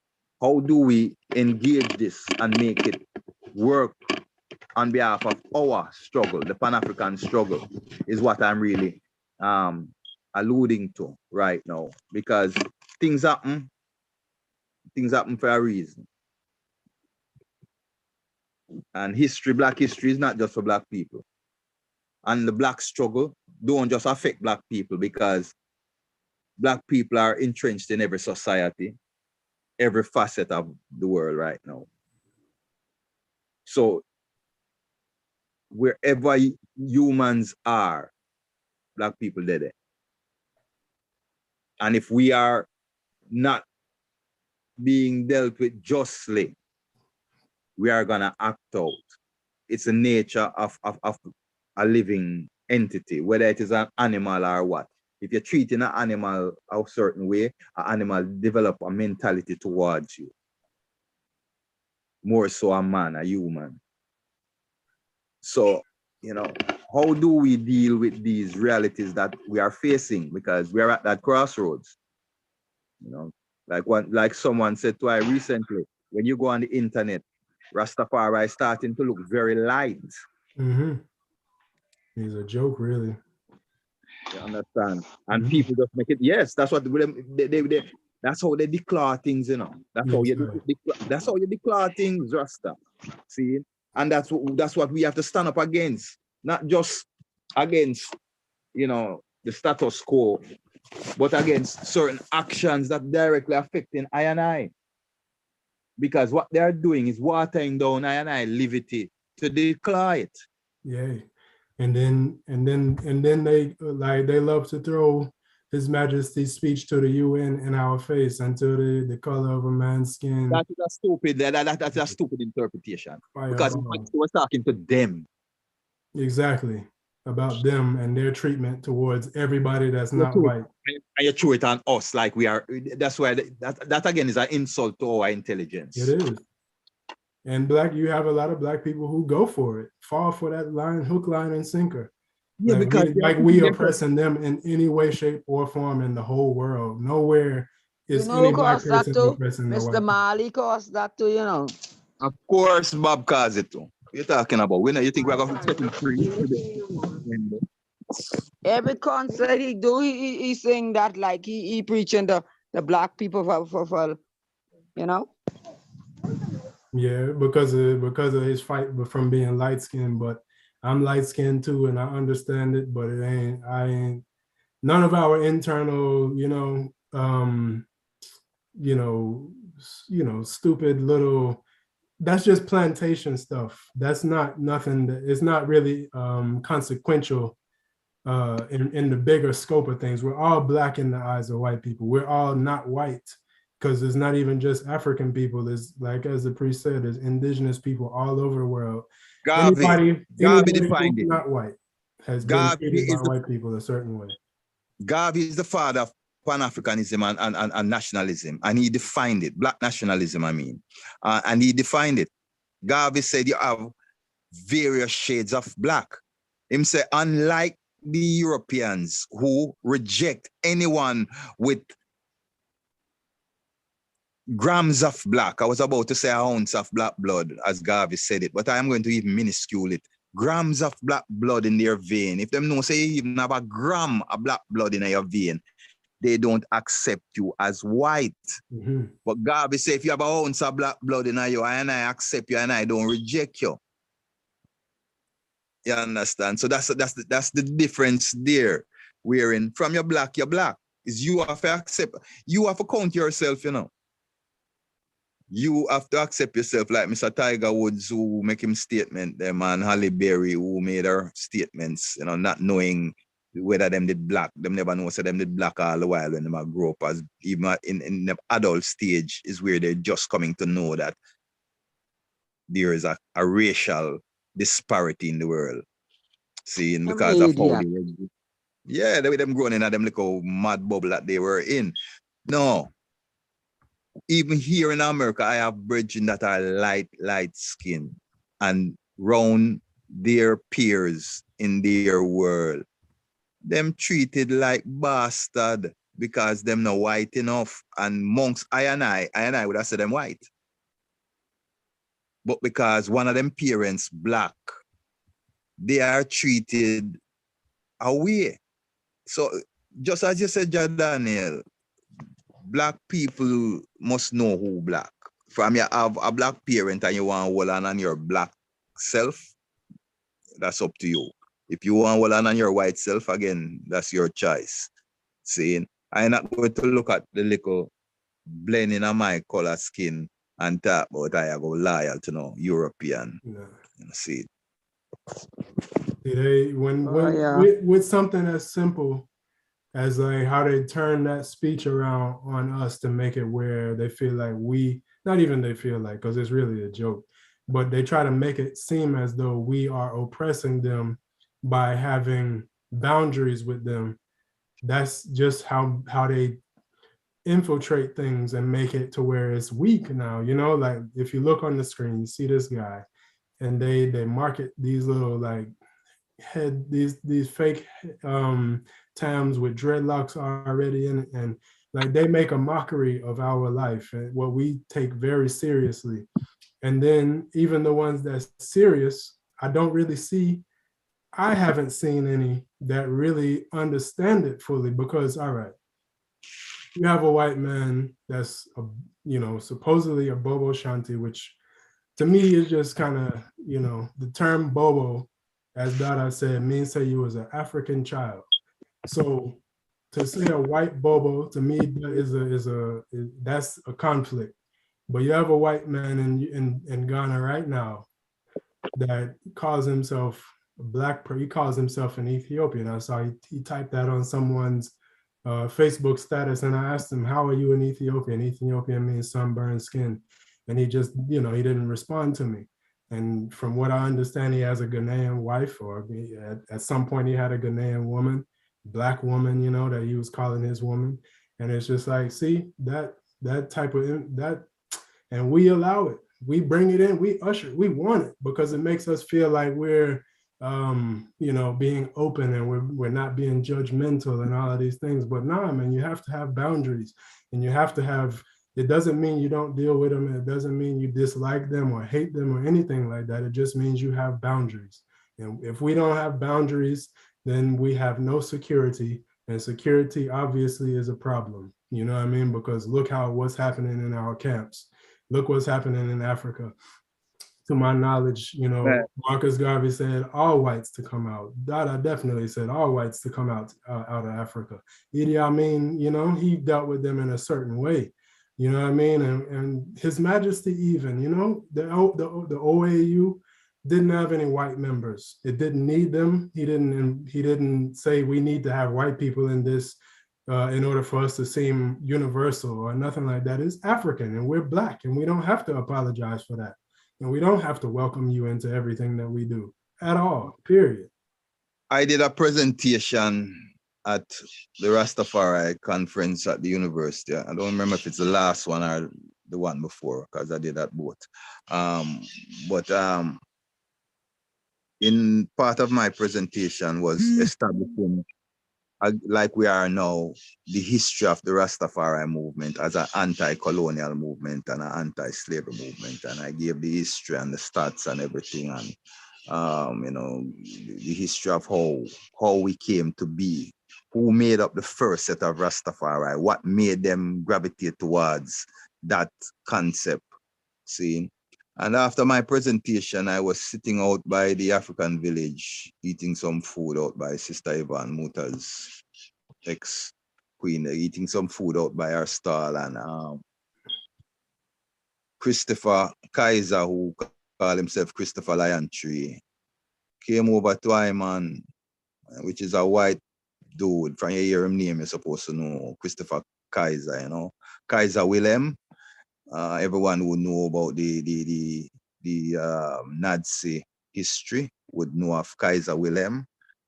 Yeah, well, this dude is a dreadlocks white dude from America.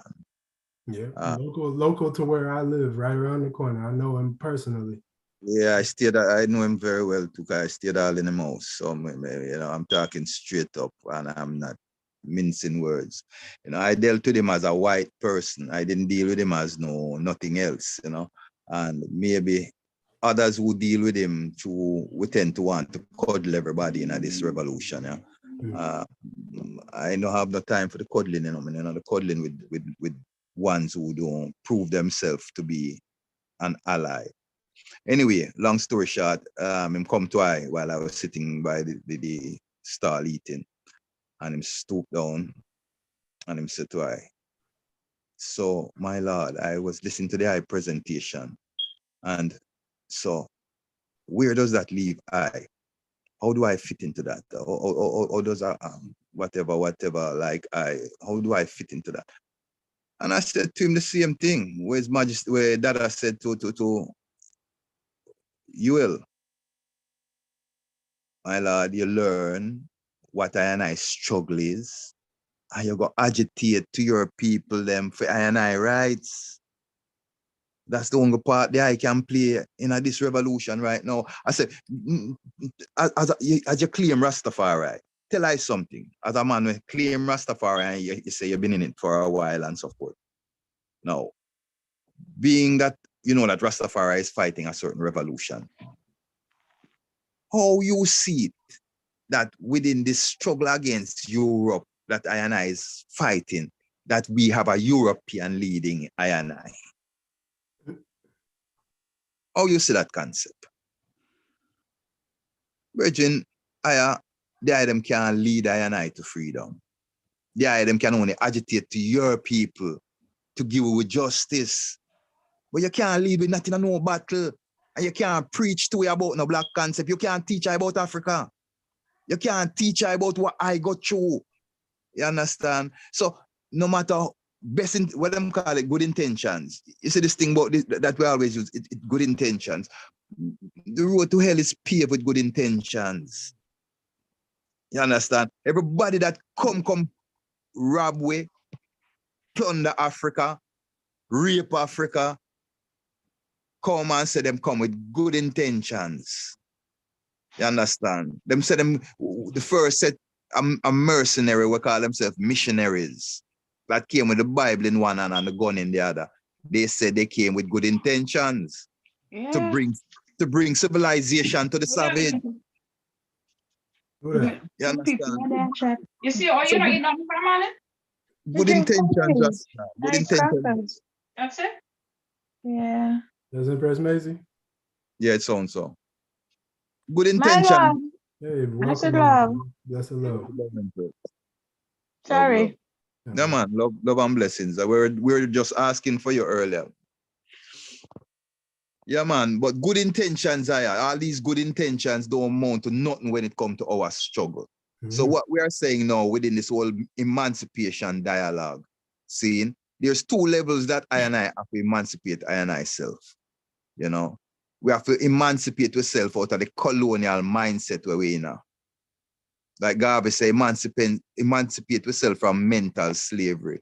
Because while abolitionists and others can free you from the physical chain, only you, the individual, can free your mind. And that is where the chains are today. The subliminal chains are on our minds. So we can't come together. You know, this guy where we empower, we call Willie. You understand? We have Willie now with intermids. You understand? Keeping us from bonding because we find every petty thing to resist bonding, resist unifying, seeing, than the big old elephant that sits in the room.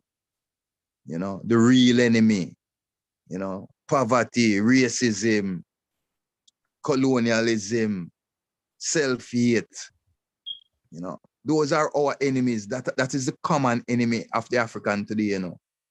Poverty, racism, colonialism, and self-hate.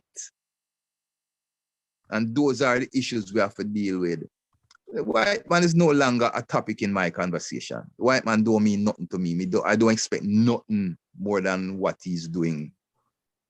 I don't expect anything from him. My disappointment as a Pan-African, you know, revolutionary is my people, the inaction of African people right now in the 21st century, and the constantly embracing, you know, and you know, speaking on behalf of the oppressor, you know, like we don't want to rock the boat. We don't want to, when they don't care 1 ounce about how we feel. Did Donald Trump care about how we feel? The man said in an international TV, oh, places where black people come from is what's it not all. Crap hole. Okay, did he care about how we feel? When under Obama, them send drone go kill Gaddafi, did they care about how we feel? They never care about how we feel. So and we always worried about, don't say it so loud, don't say it that type of way. I don't care about anyone else at this point because we are at the bottom of the food chain. And until the black man get him justice, the world going to have no peace. No peace. The millionaire can't enjoy a million or in billions or in trillions. See, that is what they need to acknowledge. Until you give back justice to the African, there will be no peace. Not because of the African either, because you have both Africans docile right now, but because there's a God. Because there's a creator. Because there's a power of right and a power of justice and a power of truth that is stronger than any evil that man can perpetrate. That's why we're not going to enjoy on wealth until we give back the African injustice. So we can keep on the hopes of emancipation and keep on the hopes of independence. You understand? Because those two things are shams, and we acknowledge that. Daniel, your floor. Yes, my Lord, glorify. Yeah, I'm glad how that came into the program too, because I mean, it's all relative, you know. It's good for us to know where we stand with things. It's good for us to have healthy boundaries. Yeah, without hating nobody. They're free to praise anybody just like anybody else. You know, it's just within your ranks. You just have to have some type of way of vetting people and a way of dealing with others. You know, protocol. So yeah, thanks for bringing that up, and give thanks for the ensuing reasoning. On the topic of emancipation, bringing it further to the present moment, from the 1800s, the 19th century, Jim Crow in America lasted for about practically 100 years. Black people could be lynched. Black people, didn't have much rights at all. Still don't, but at least now it's a little bit different. But the situation as far as our freedom, we had to ask ourselves, what is real freedom? What is real emancipation? Is it just being able to shop any place and spend your money anywhere and use whatever bathroom with all types of different people and all of that stuff? Is that really what our ancestors were fighting for? From the time the ships reached here and they disembarked from the ships, even before that, from the time they boarded the ship, from the time the ship left the continent, they wanted to go home. That's it. That's our real emancipation. And so that's what we really agitate for, is to go home. Not to be here to be able to spend money with the same people that given us all the trauma that the priest just mentioned.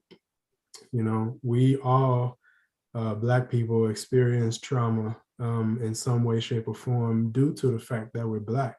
It may not always be somebody calling you the N-word or discriminating against you or your children, but their discrimination and their racism is so refined nowadays that it's almost hidden, and you wouldn't see it unless you train yourself to understand how they oppress us nowadays. You know what I mean? Like, the fact that you have Dr. Claude Anderson, right? He's an economist. He's born in America. He used to be active in like he used to work for politicians and things like that. But anyway, he Power declared. matrix. Pardon? Power matrix. Yeah, he said that Black people have not advanced one iota since emancipation of slavery, meaning we have not gained any social status. We have not gained any wealth as a people. Of course, you have a few Black people who own this and own that, and very wealthy Black people, billionaires and everything. But it doesn't average out. It doesn't average out. When you think about how many millions of us there are in the West, the fact that the majority, the 99%, probably even more than 99%, are still facing poverty, on a serious level, and have very little options of what their children can do with themselves. That's the real, that's what we really need the emancipation from. And the reality is, it's not going to happen in America. Like, to expect them, you can't expect them, we shouldn't expect them to do for us what we should be doing for ourselves.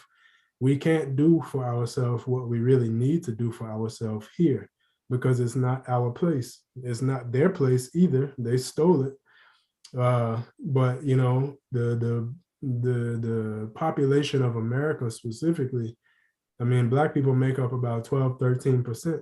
You can't expect to be an equal in a place where you're only 12% of the population. That's just not realistic. No matter how much policies they have that say you're equal and you can vote and all of that stuff, you're not equal. You're only a tenth of the population. My lord. So, my lord, tell me something now. All right, this equal that we're talking about. What makes a people unequal? What determined that we were unequal? That's rights. Say that again. Our rights, the lack of. All right. Okay. And those rights were deprived from I and I because of why? Because they say that we were not human. We were 3/5 of a human.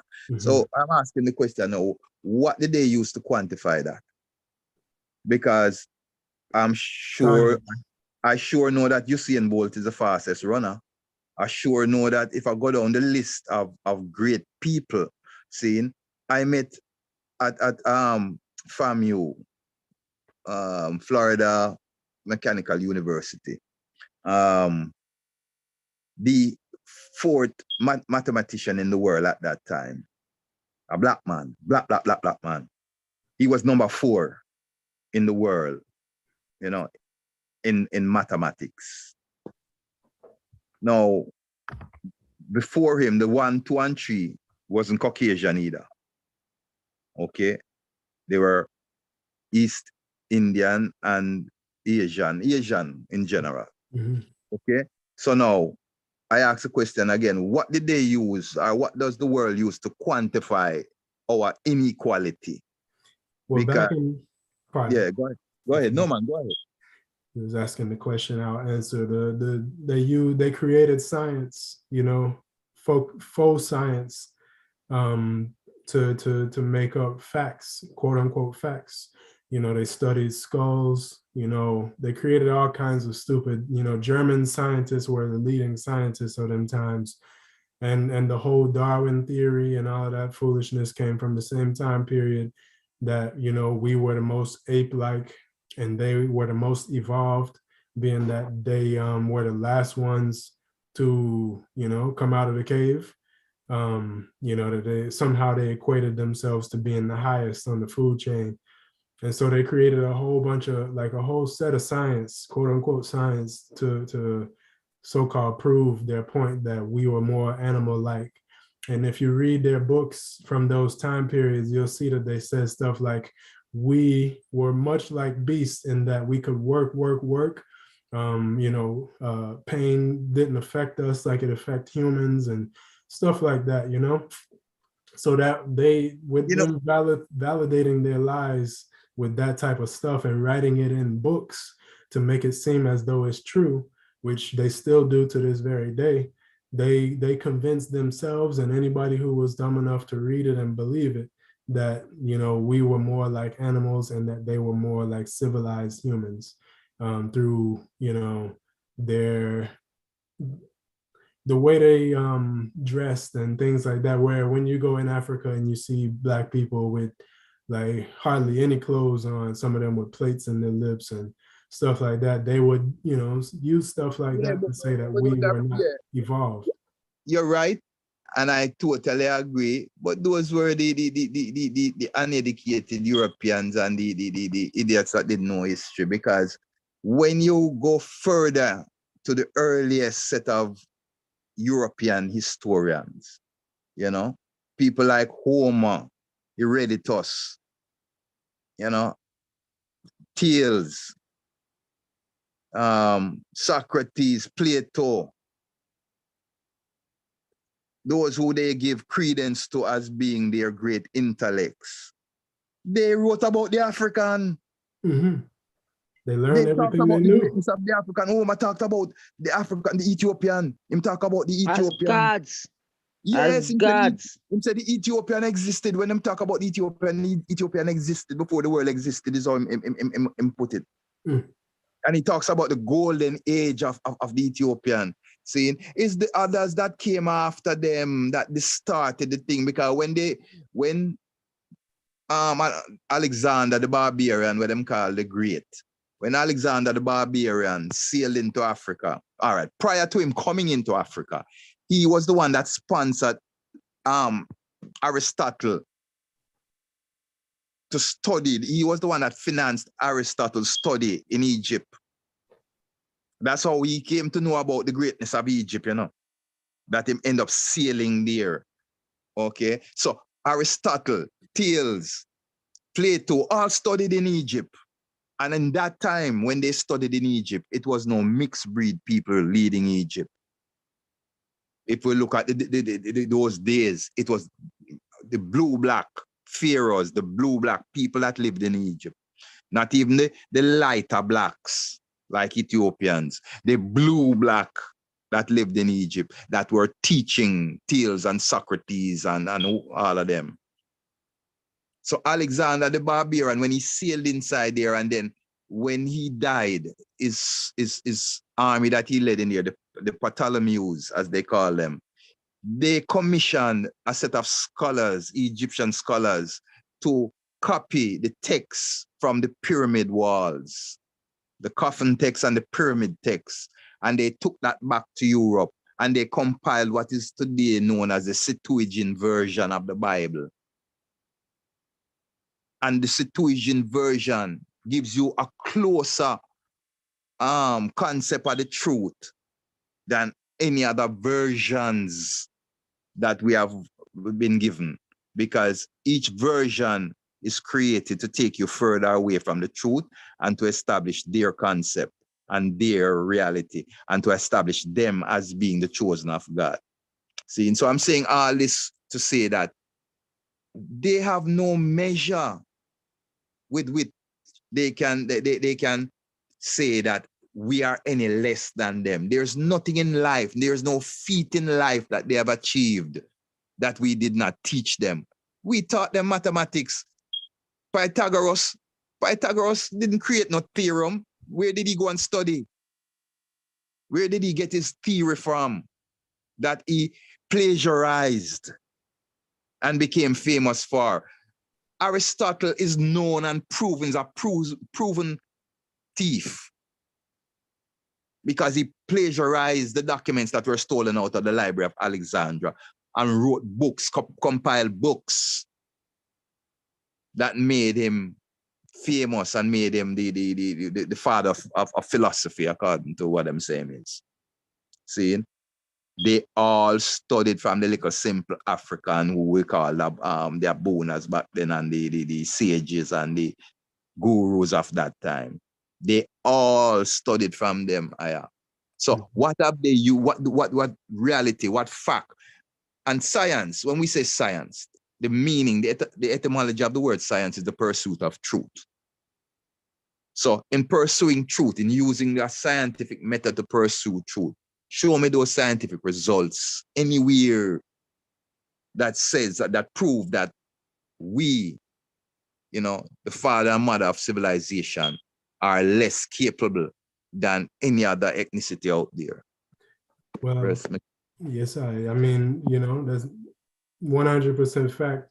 Now, the thing is, all right, when you have these people making the propaganda and putting it out there as though it is scientific fact, it creates, a need for a mental emancipation, because when we go to school in their schools and learn, these type of things and come up thinking through all kinds of different factors, because it's not just what you read, but also, like, say, the white Jesus image, the white supermodels, quote unquote, the white Hollywood and all of them things that they put into the Black people's minds.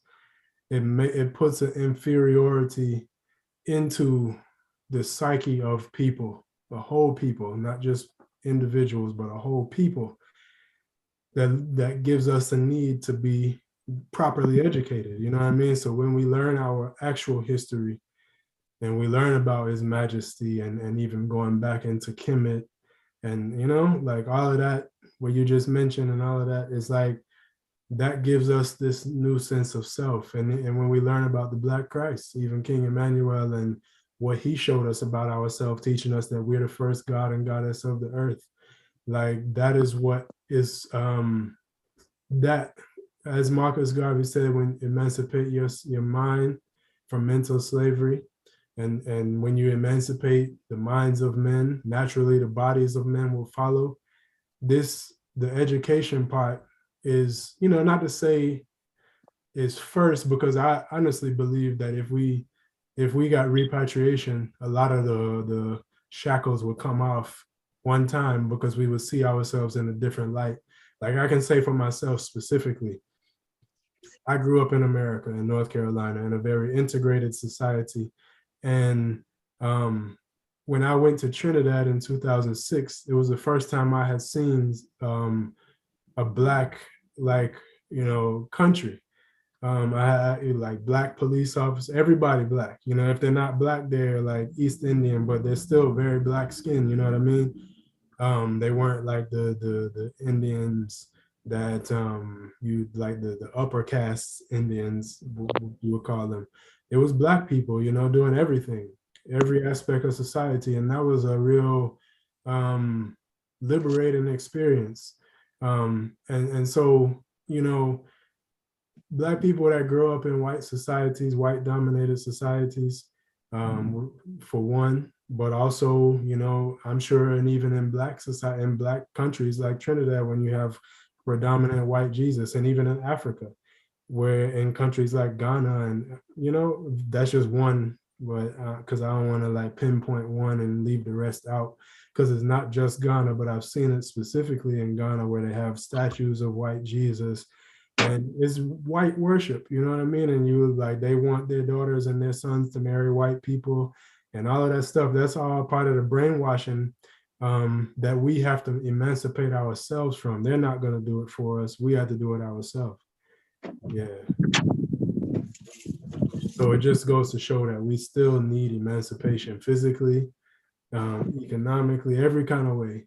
And it's well, as you talk about emancipation, right now there's slave trafficking going on in all facets of society today.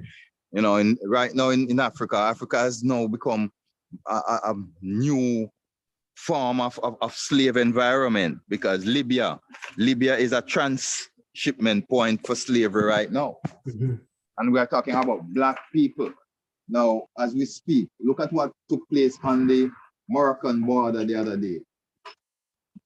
Look at that incident with the Spanish soldiers and Moroccan soldiers killing so many refugees trying to make it to wherever they were trying to make it.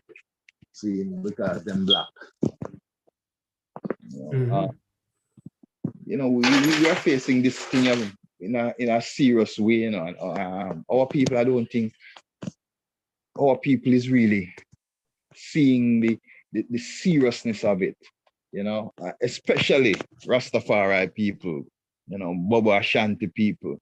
We religion, I'm sorry, it always comes up. A problem, it will always come up if you don't get rid of it, and that is a problem. The religious mindset. Now, Mama, Lily over there right now, saying, and I wonder where Jadoggy going with this reason. No, Mama Lily, we're not talking about our African theology now, or, indigenous people's theology. We're talking about an institution, that was built and given to I and I for a specific purpose. We were religiousized for a specific purpose. And now we are voluntarily continuing that process of indoctrination to our own demise. Understand? I saw a video some time ago that kind of made me laugh, even though it wasn't funny. It's a serious thing. This white girl was ranting and raving and laughing at black people because she said, "Boy, she can't really understand." She said her grandfather explained to her how black people became religious, how it was them, her grandfather and his grandfather, and going back in their line, that concocted this whole concept of religion. See, now to get someone to be attracted to something that you're doing, you have to put something familiar in there that attracts those ones. So what they did, they use levels, or they use bits and pieces of our African spirituality, our African way of seeing things and doing things, and our African practices. They infuse that into their concept of religion, and that attracted I and I people. It made it easier for them to religiousize I and I. See, that's why you hear ones will say that using the Sankhyan solar is I and I thing, them thief. We just you take it forward and use it now. See, no, they concocted this thing purposely. You understand? They took bits of our liberty and placed it into that. So now they have religiousized us, and we, with this religious mindset, is looking at our liberty through that aspect. We look at emancipation through that religious. That's why we give them this blind, thinking that it's benevolence that helped to get us there. It has nothing that is going on in the world has anything to do with benevolence. I just saw a thing that where Muta Baruka was reasoning, and it's not everything that Muta says I agree with, but there's a lot of what he says that I, as a Rastaman, will endorse as well. And like he said in his reasoning, this whole God thing, because he was giving examples of like him said, somebody lost a leg, and instead of seeing the reality and saying, then wait, if God really exists the way we say him exists, and I no do nothing wrong, what make I lose a leg? Him said the one look on it and say, boy, give thanks God never make me lose the two of them.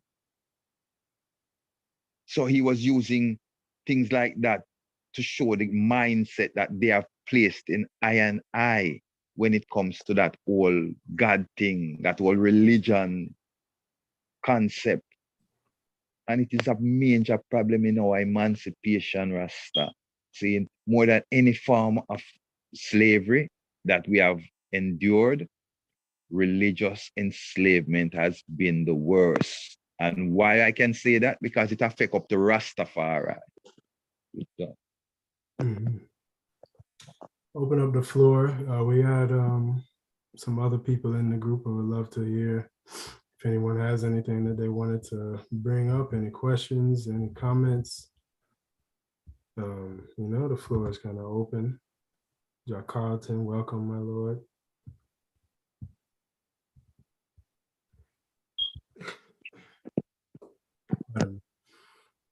But yeah, we have a lot of emancipating still left to go. Our people feel like they're allergic to truth.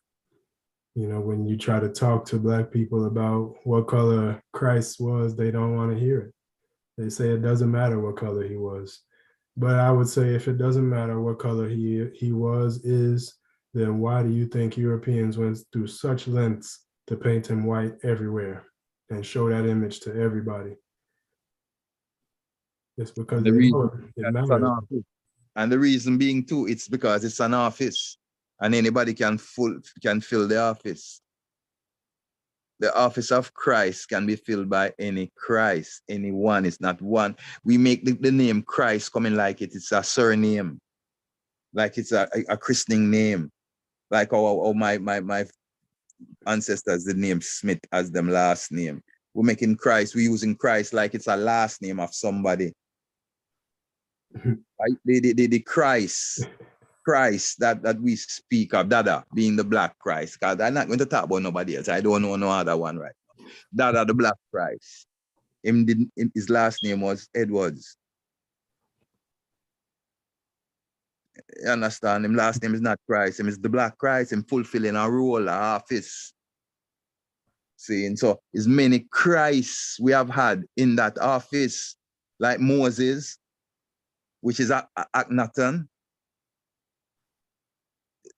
We have had many Africans who have fulfilled that role for I and I. Now Europeans have them own.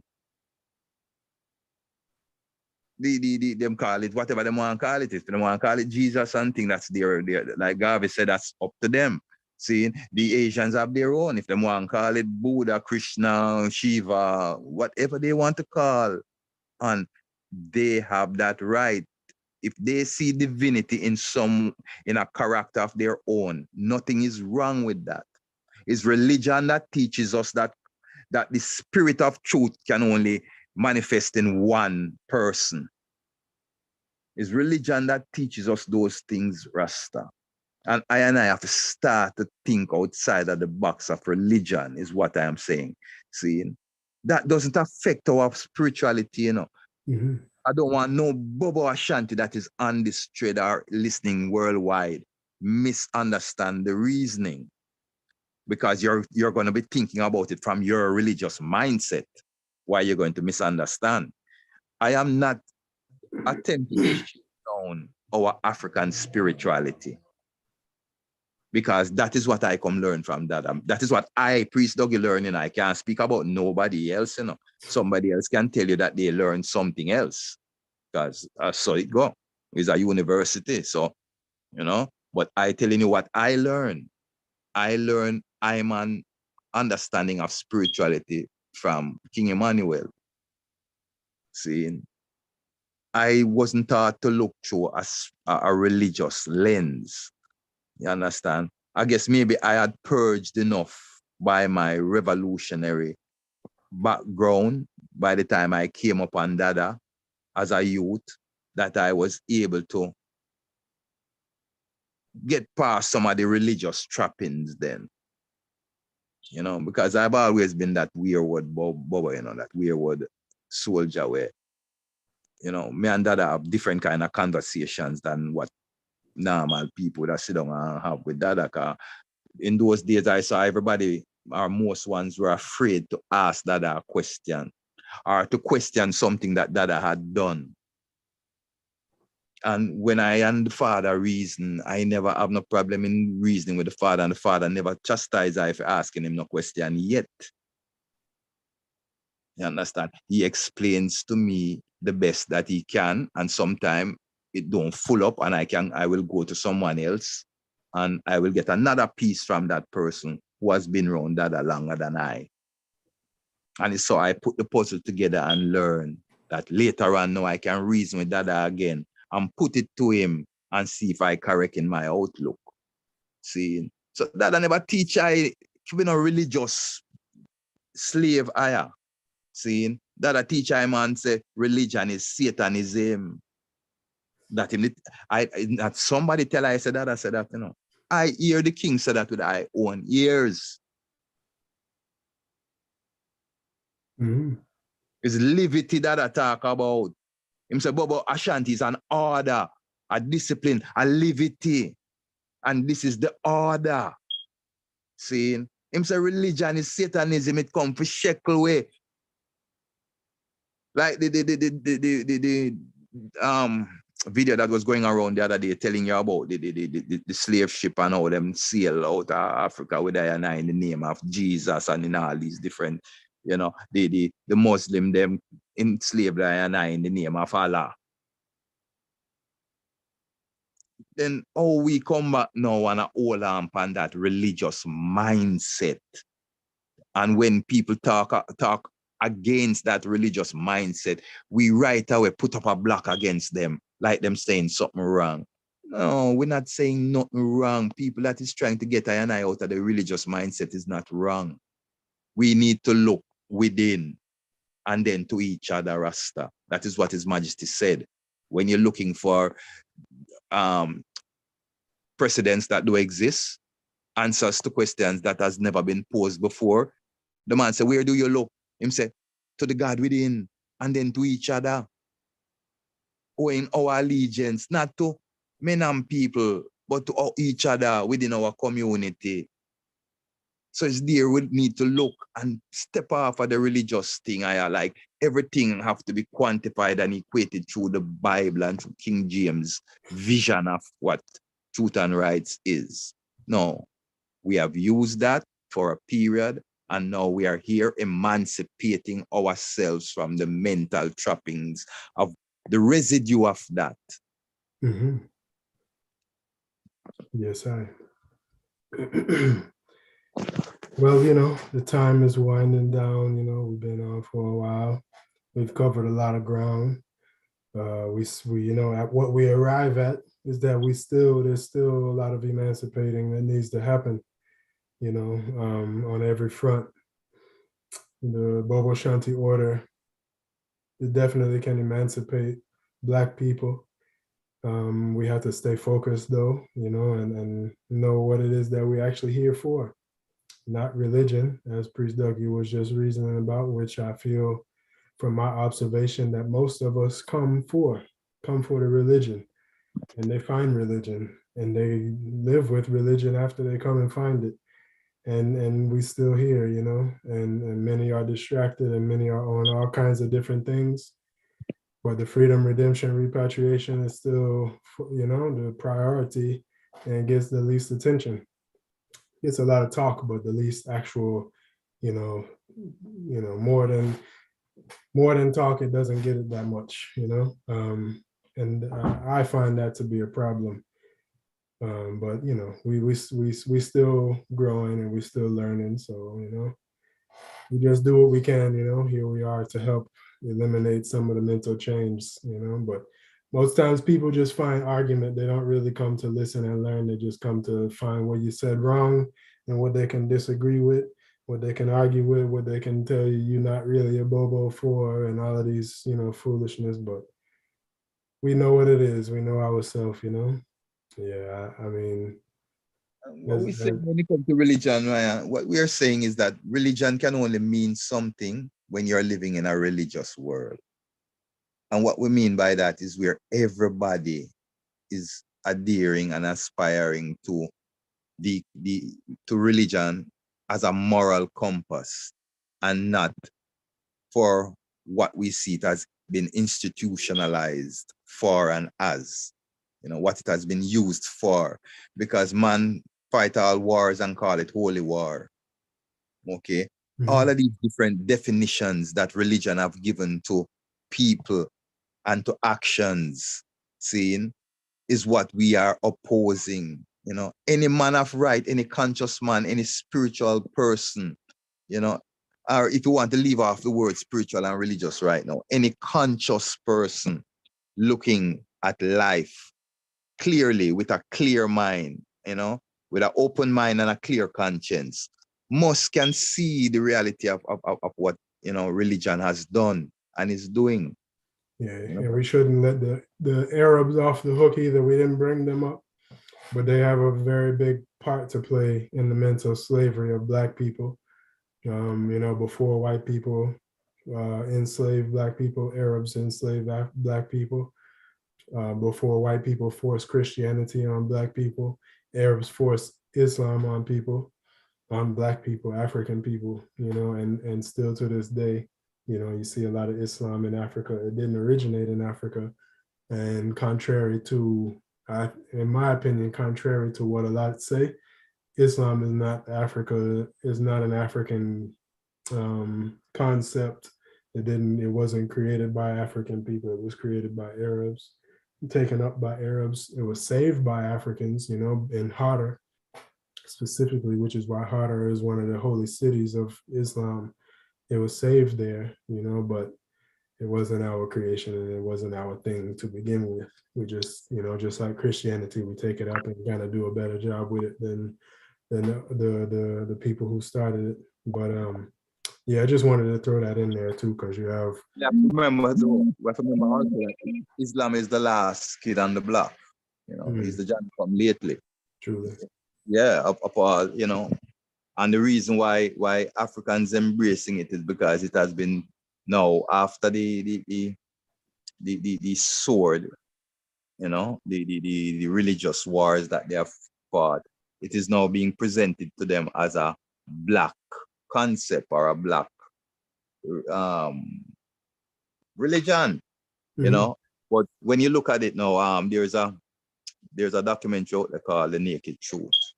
When you look, and why I bring up Naked Truth, because they're not preaching to your concept, they're just laying out historical facts and so forth on the table for ones to look at for themselves. When you look at the Bible, the stories from the Bible, and you compare them with the stories from the Quran, and you compare them with the stories from the Torah, you can see where the foundation of religion begins. There is an equal story in each about whatever, whether it is the creation story, each have a creation story. Whether it is about Christ, each of them have a Christ or Muhammad or whatever they want to call it, you know, a seer, a prophet, a messiah, whatever. They all tell the same story. Like in Naked Truth, like they say, it's the oldest story ever told. Okay, but it is a story that originated with the African, that has been distorted and whitewashed, Arabized, Asianized. All people have taken the base foundation and has built on it, which in a perfect world, there would be nothing wrong with that. But what has happened now is that the three dominant religions are competing to dominate the world. And not leaving any room in there for people to choose and learn and grow naturally. You understand? Which is what we are fighting for. That's why we talk about freedom so much and liberty. We don't want just to be free and in one aspect of life. We want to be liberated totally, so we can think for ourselves, come to our own conception and our own reality, you know, come to our own answers, see, and then we can sit down together as communities, as groups, as nations, whatever, and, you know, with our commonality now, develop and grow. But these three religions have not allowed the world that freedom in umpteen years now. They have been fighting each of them to dominate the world. Today, it's still going on. So China making their bid for world domination right now. See Russia, them resisting because they must say, well, they might get left out of the piece of the pie, so they might go do their own thing too. America has always been in the game with them ally Britain and others, seeing all pushing for superiority. Seeing it's only I and I, the African, you know, has taken religion and become docile. Through religion, the African is docile. We just accept everything as is, you know, whatever is given to us. You know, see, that's why we accept emancipation and don't realize that they can't emancipate I and I.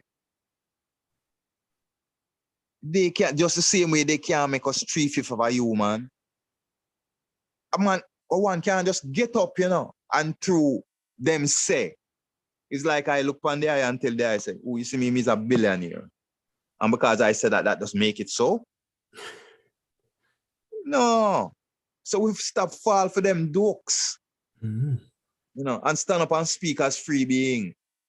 And until we are willing to fund our own revolution, we are willing to come together and emancipate ourselves, put our money where our mouth is, find a way to find our 2 cents, putting it into a collective pot.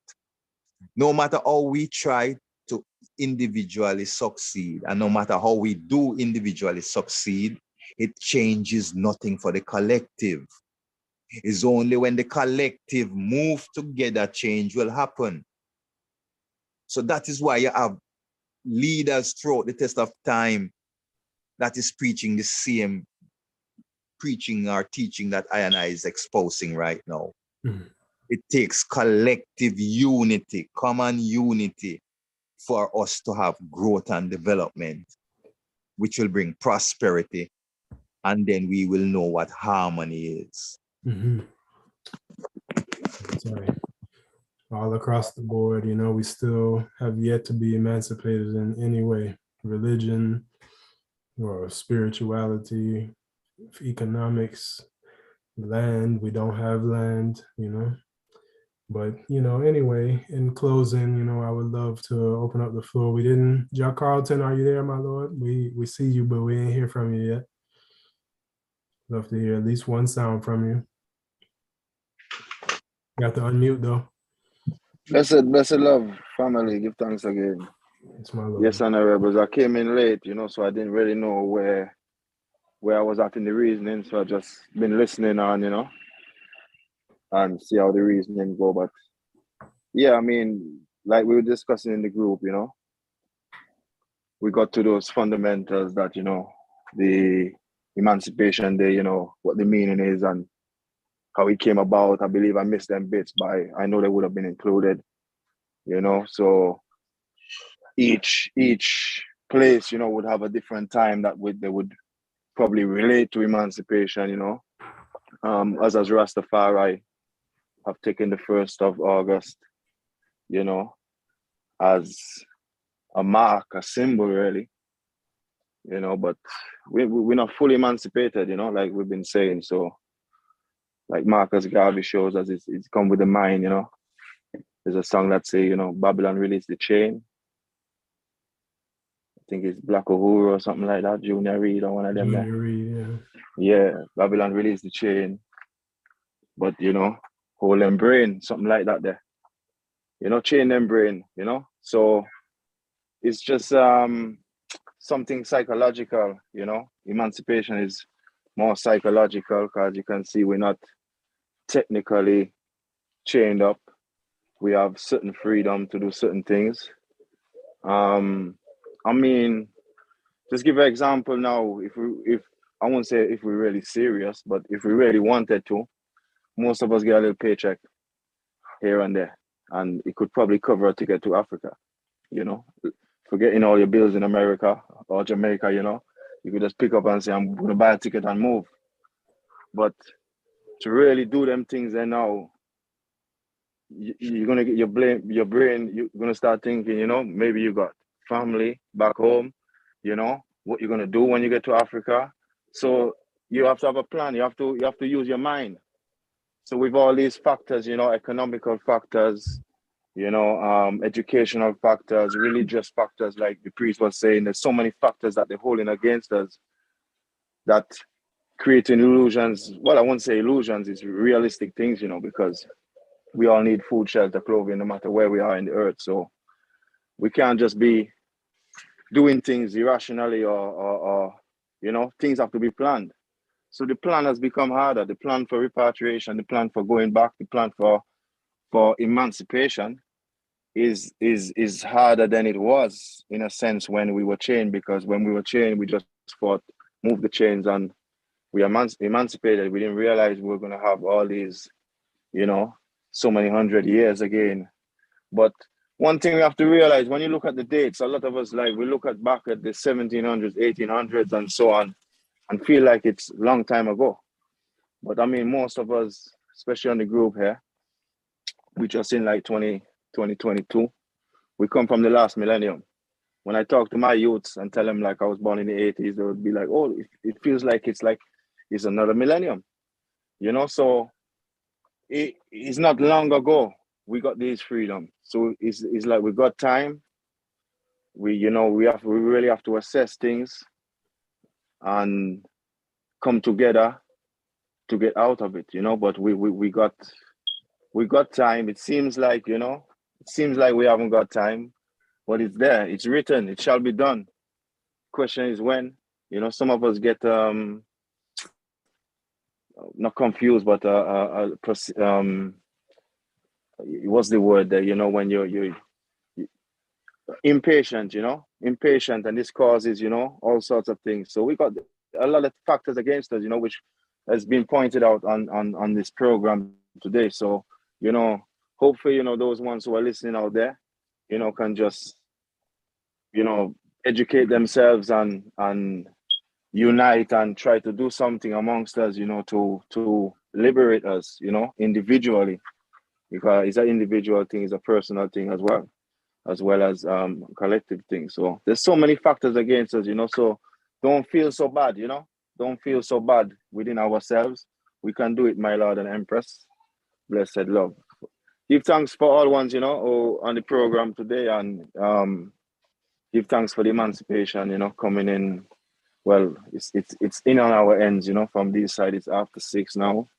Yeah. So I would consider it as a, you know, Emancipation Day. So as far as we know it, you know, we still celebrate it on some level. All our celebrations are really like, it's practice, really. It's a reminder of things. So, you know, we can celebrate in some form, you know, but we can't get out of it. We can't just feel like we've made it, you know. We haven't made it. We got plenty work to do.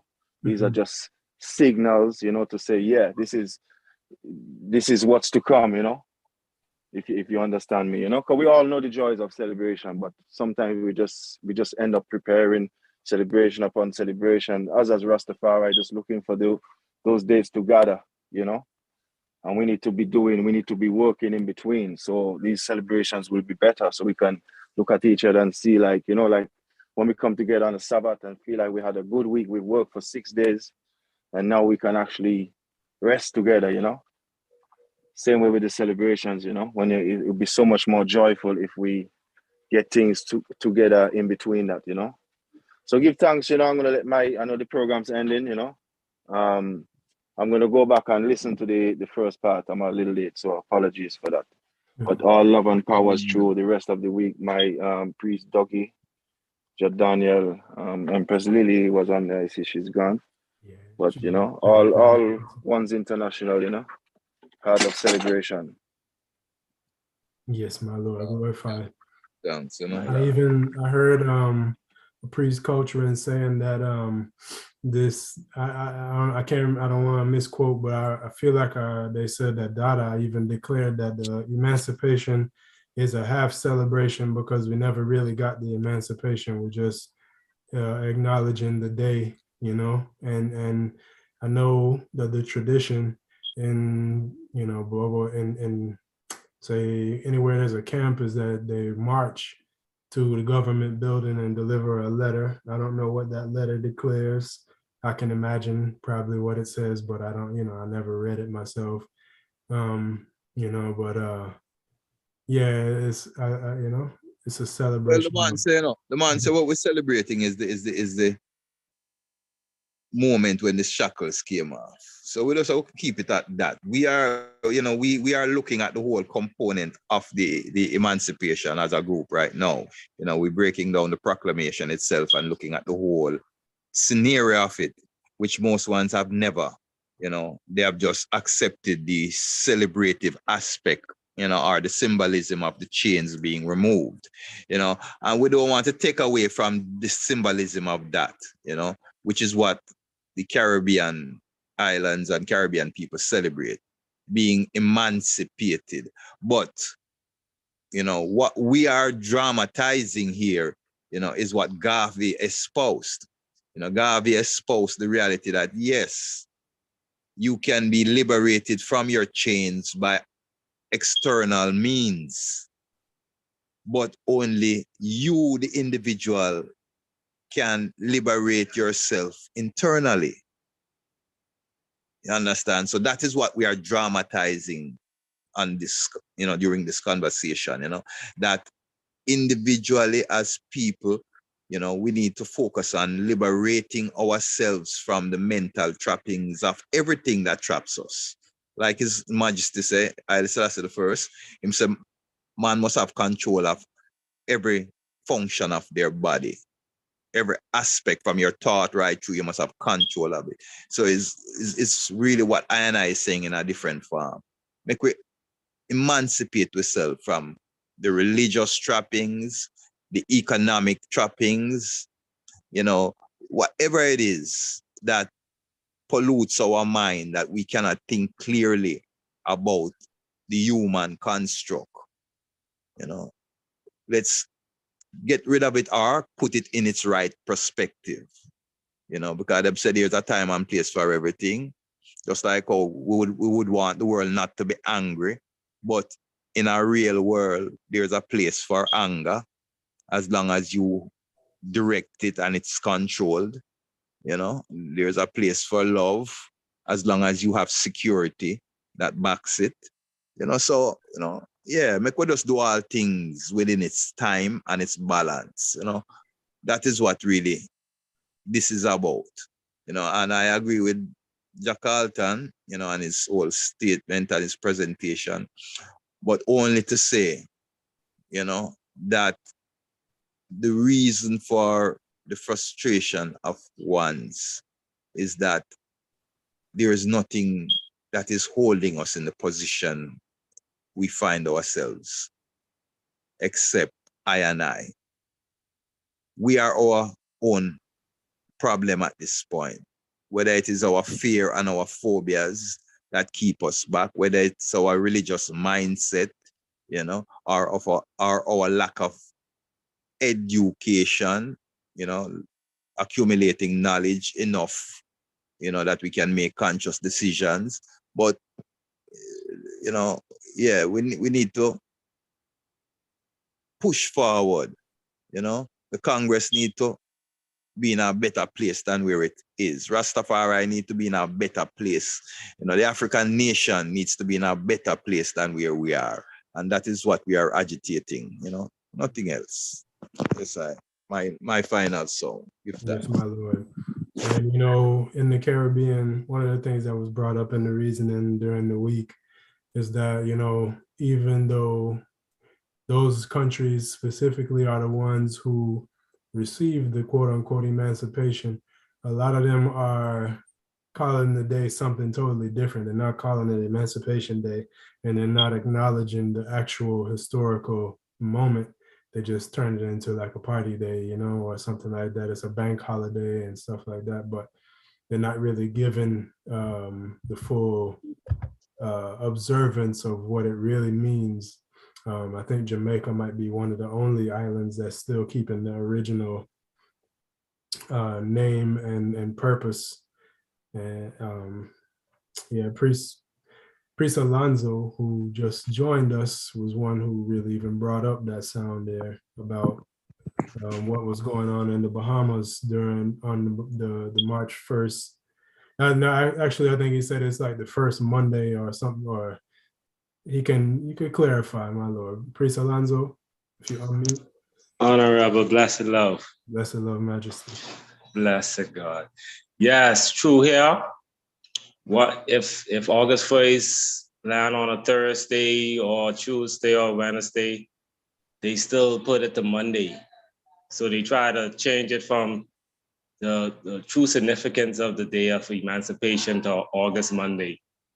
You see, so now Bobo Shanti now, every 1st of August, no matter what day it is, we do marches and other Black houses join them, other Rasta houses, other, you know, African houses, and they join us in the march to bring the remembrance forward. So we'll march down Bay Street, then we'll go to the government house, you know.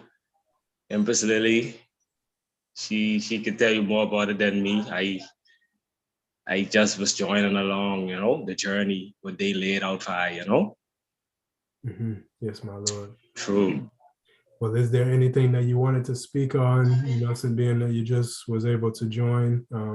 Was there any points that, I don't know if you've been listening or if just in general, there's any topic or any point that we might have missed or that you just really wanted to highlight? Within the conversation of emancipation. Yeah.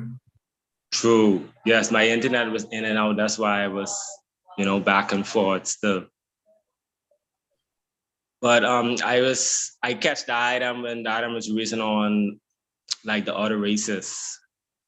You know, how do they see I and item? You know, how do they see the culture and how they trying to basically, you know, make it a fashion, make it like it belonged to them. Because just the other day, I posted something on Facebook, and on the background of Dada, the Trinity picture was the 7 color.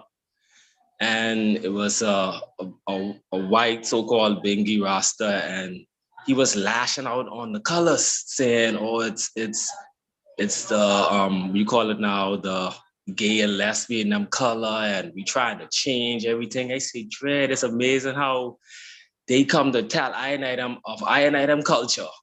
You know, it was crazy. You know, it all I could do was just let him just free himself up, because if I had entertained him, I would have been a fool too, you know? Yes, yeah, you know, so that's an important topic, you know, and it's yes. The audacity. Come tell me what we. Yes, my Lord. You know, and you couldn't tell him that he wasn't right. And he's like, "Oh, you're changing that thing," and you know, and praising up the emperor, like, you know, like the emperor is his white god and Isa invade or alien to it, you know? It's a mental madness. Wow. Yeah, a lot of man, you them- know. It show you the battle. That is Daniel and everyone on this site at the moment. That is what we were talking about earlier. We were reasoning about that earlier about, you know, whether one's respect the liberty, the culture of the liberty, and how them perceive themselves within it, you know, as white so-called Rastafari, you know. They have become so prominent within Rastafari now that when I, the Orthodox Rastafari, say something, whether you want to say it on social media or wherever, they have the audacity to want to challenge what I say or what I put. Oh, man. They don't know how, they don't It's know how like- to be humble and just be like, But I show you how weak we is. hey, True. we give them the ground to stand on a lot of Can I times. challenge any of the protocol of elders and their principles and their symbols? And can I challenge any verbally? I don't say any of I ever attempting to challenge what belong to them, because there's no basis for us to do that. True. But they have that audacity. You know, our 7 colors exist long before there was a gay, True. whatever. Yeah, so he's like, you know, I'm part of the Rastafari culture where we come with this color and like Rasta God, I like dread. Because him don't even know what the colors mean. True. If him did want to learn something now, if him was humble enough and wanted to learn something now, the question should have been, then Rasta, I man really don't understand the colors them where they are them portray. All right then. Explain them to I, make I see if I can get an understand. Because my understanding is that it's just red, gold, and green. True. So now we can go give him a schooling, a whole education on the Rastafari spirituality and concept and culture. True. Because them don't know. No. They made and them take up the culture and the herb and things that is Rastafari. True. Rastafari is an inborn concept that is inborn in the African survivors of the transatlantic slave trade. Seeing a culture that was embedded in I from I, ancient ancestors who practiced it and lived it. And they put it in I that it would rise again at this time. That we wouldn't lose it through the whole oppression of slavery and colonialism. And it did rise by the ones who brought it, seeing, as an African way. Seeing, so when a white person gets the privilege to be amongst I as a cultural practitioner, man for humble man for humble and learn learn what the African way is and what the justice and the truth and the right that belong to the African that has been robbed, you know, and where it is. And you go defend it, man. I think it speaks volumes in general about who they are in relation to us and how they perceive themselves in relation to us. If they think that they are the educators and we are to learn True. in every way and everything, no matter if we created it or not, they the ones study it, they got the money, they're the scientists and everything like that. So we just supposed to just take notes and not challenge their white authority. That's why I really just can't see it. I can't see it. I haven't seen it and I can't see it.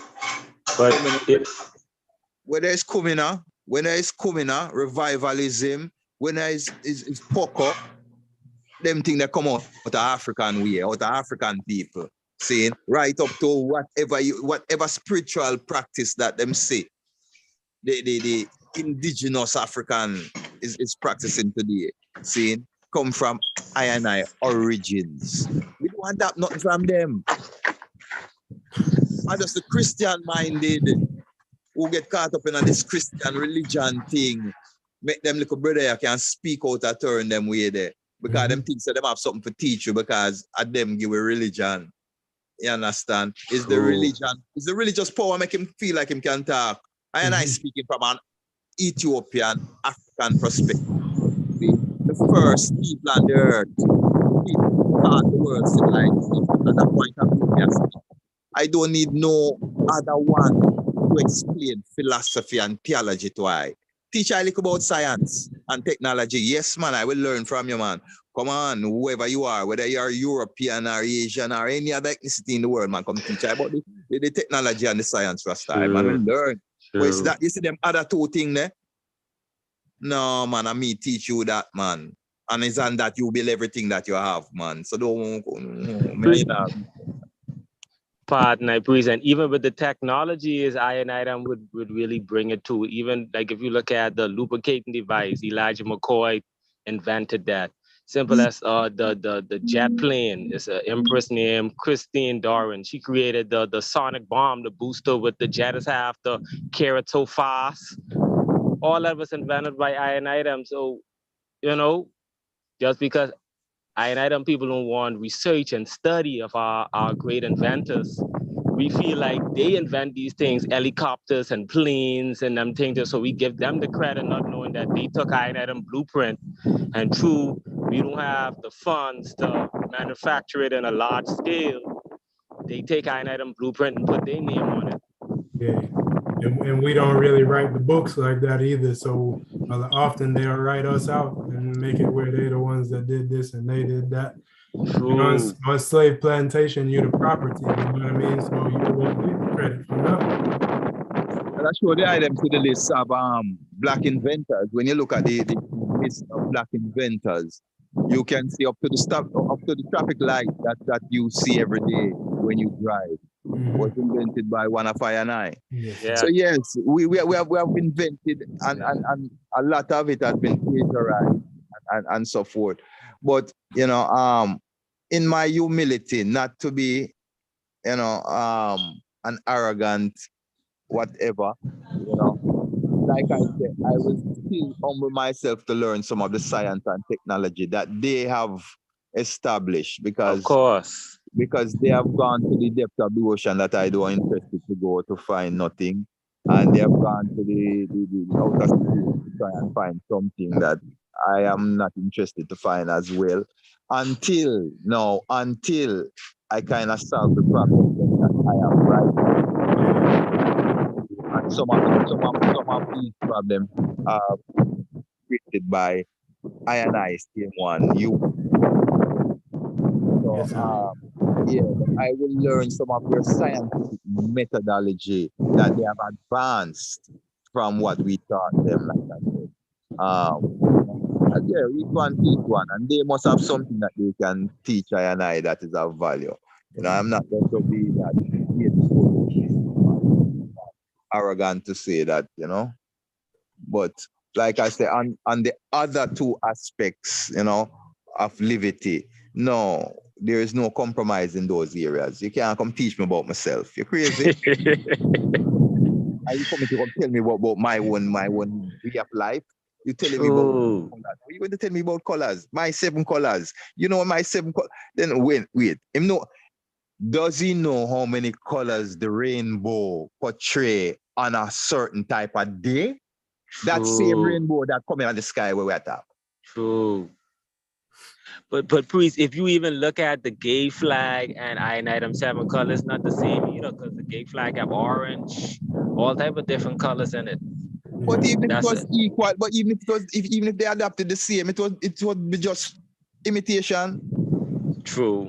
Someone imitating, just like how you have Bolivia flies the red, gold, and green. Couple of those countries over that side there, flies the red, gold, and green. Where did they get it from? And why do they fly it? Because they say that Ethiopia and that color represents the symbol of freedom. True. So they adopt it now during the time when they were fighting for their independence and their freedom. Them choose that color there to represent represent that aspect of struggle. Enough people don't know that. Them look on the Bolivia flag and certain flag and just check it simple. So no, if you read their history, listen to their historians, those colors were chosen in their revolution because those colors they symbolize freedom, liberty, see, which is the same thing the rainbow, promise of the rainbow symbolizes to the Israelites and to ones who understand what that is. True. Yeah, It's the prophet, same way I and I 7 color reflect I and I liberty. You understand? Because we have the right to choose our theology, you know. The man can't choose I and I theology for I. And I 7 colors represent I and I theology as it is based as a Bobo. Another sect of Rastafari not going to have that. Because prophet, it is representative of Bobo, because Bobo is espousing these levels within the culture. True. That's what that Carlton, is. Any guy want to come? Go ahead, man. pardon, Prophet Carlton been waiting patiently. He had his hand up for a while. I'd like to give him a space to speak. Y'all, Carlton, unmute, my lord. Come in. Bless the love, give thanks. Yeah, I'm just there listening. I mean, a couple of the points touched on, you know, as the priest did mention, he had a situation where a white person was telling him about the banner, well, a white Rasta specifically. I don't know if it was both. Oh, y'all, Carlton, unmute, my lord. Sorry. Y'all, Carlton. Yes. Bless the love. Yes, sir. Yes, Honorable. I was just hearing the priest say you told something about the 7 color banner by a white Rasta or white Congress member or something like that. No, so it was a white so-called bingy. Being all right. Yeah. So yeah, I mean, I've had white people tell me that before, but not specifically call themselves Rasta. You know, like I could genuinely see their confusion where they question me saying, well, I thought you were against gays. And I said, well, I am. This is nothing to do with the gay, and I'll give them the culture behind it, and they kind of accept it, you know, how they want. But the point really being, and it's being touched on, that's why I've been listening still, because is allowing the other races to come into the Black liberty now. Certain confusion amongst us now, like different indoctrination now, has caused them now to either be taught the wrong thing or allow their wrong teaching to come into our situation now.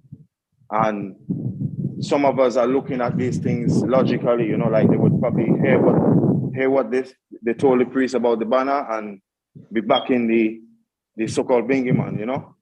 And this is where we have, you know, I think Priest Dougie said, you know, we are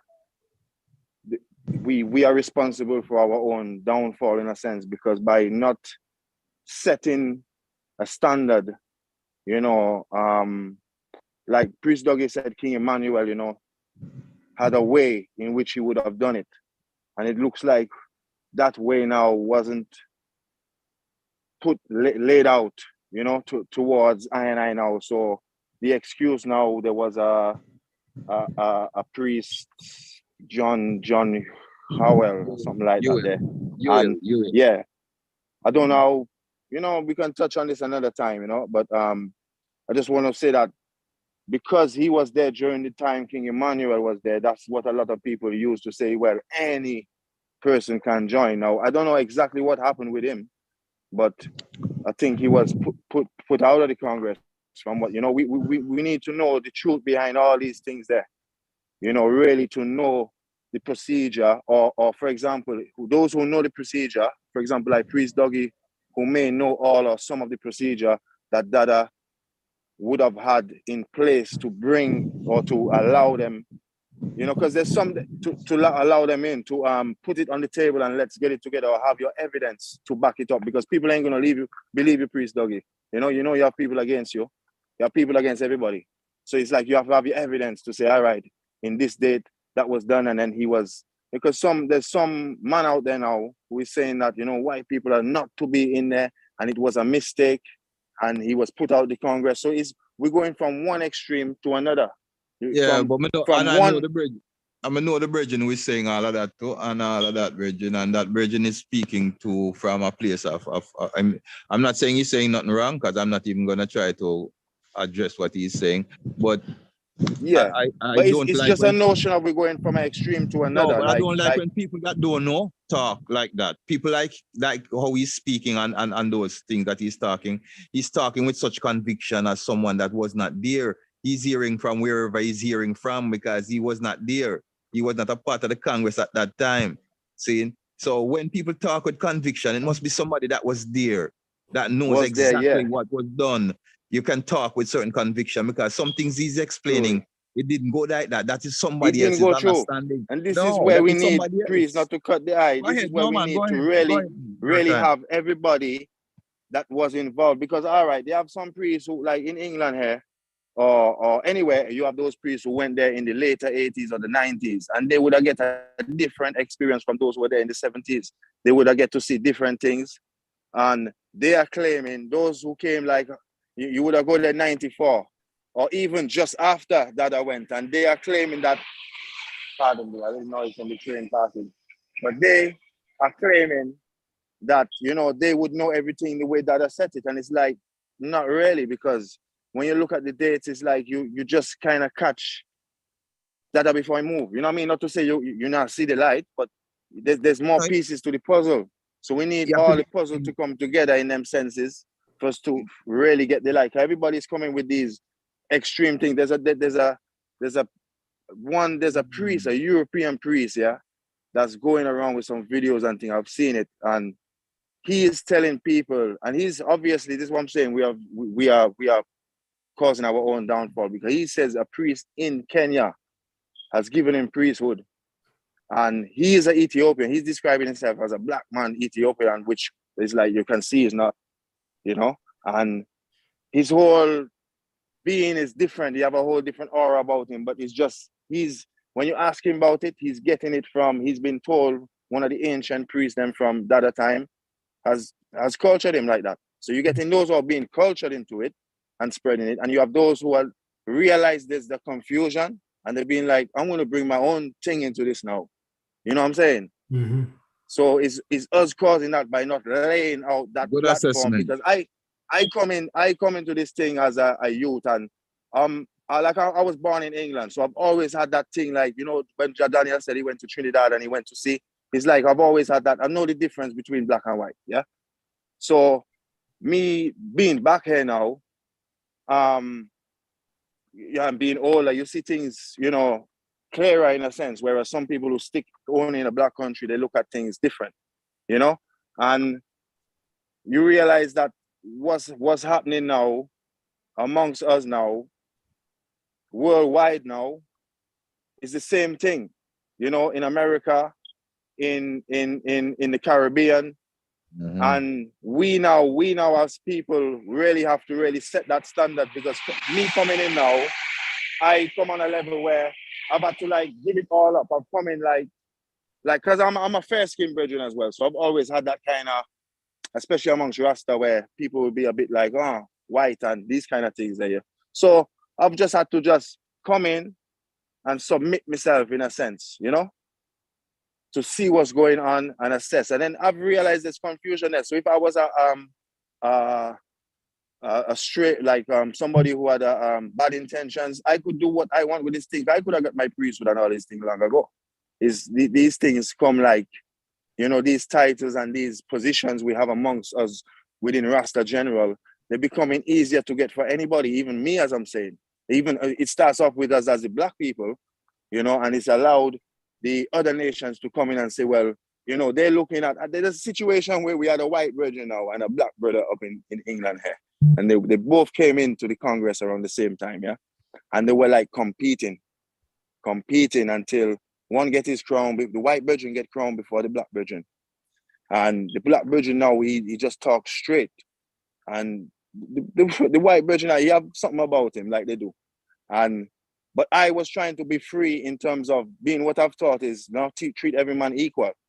But the black virgin has shown me enough things about the white virgin, which I just kind of tried to laugh them off until when the black virgin passed away now, enough things this man was saying really come to light, like the white man come out of his shell and show himself. And it's like, by that time, he had been to Bobo Hill. He had got his, everything had become official for him. He looks like a Bobo now.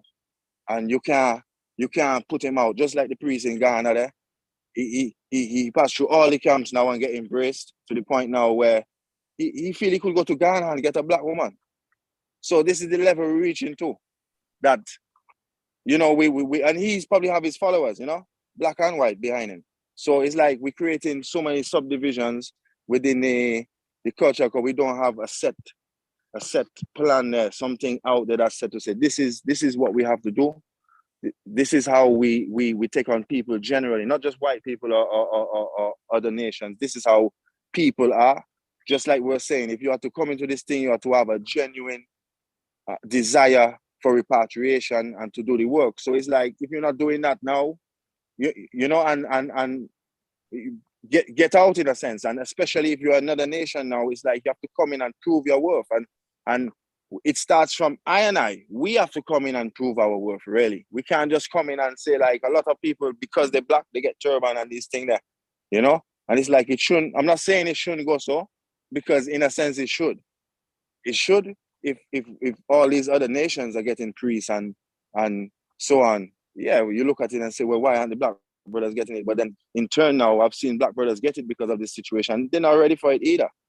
So in my view, but I just think we need that plan now. We need everything laid out. For a lot of our situations, we need the elders to come together who was there in time, and let's get the truth out. I'm not saying ones are not saying the truth, but you will have your evidence to back. You have the other priests to say, yeah, remember when we did that? All right. Well, that shows these things that one is saying is not true. And just let me just tick off things.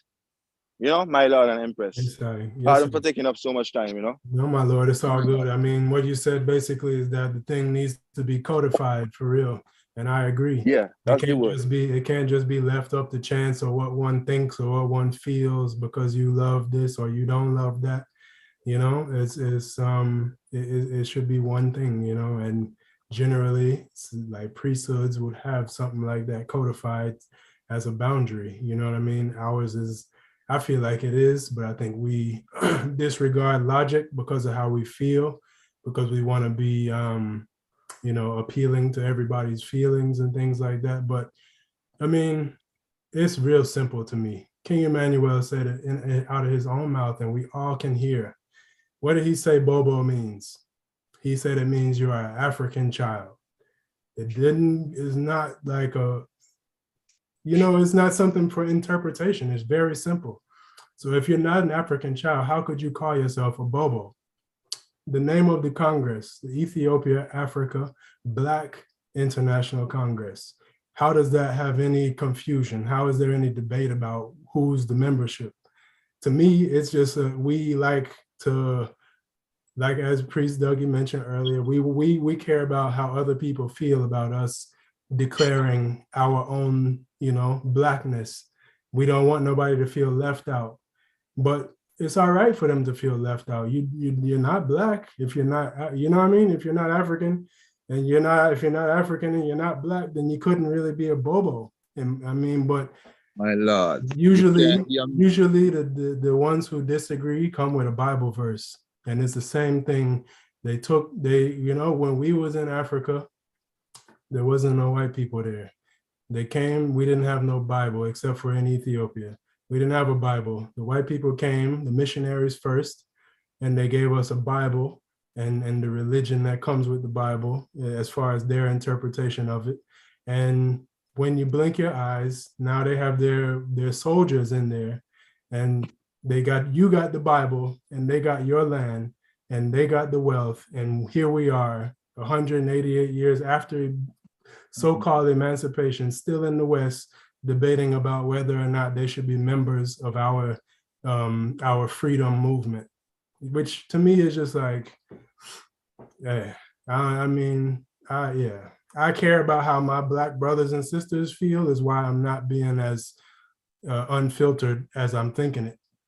But it's kind of silly to me that we're we even have to have this conversation.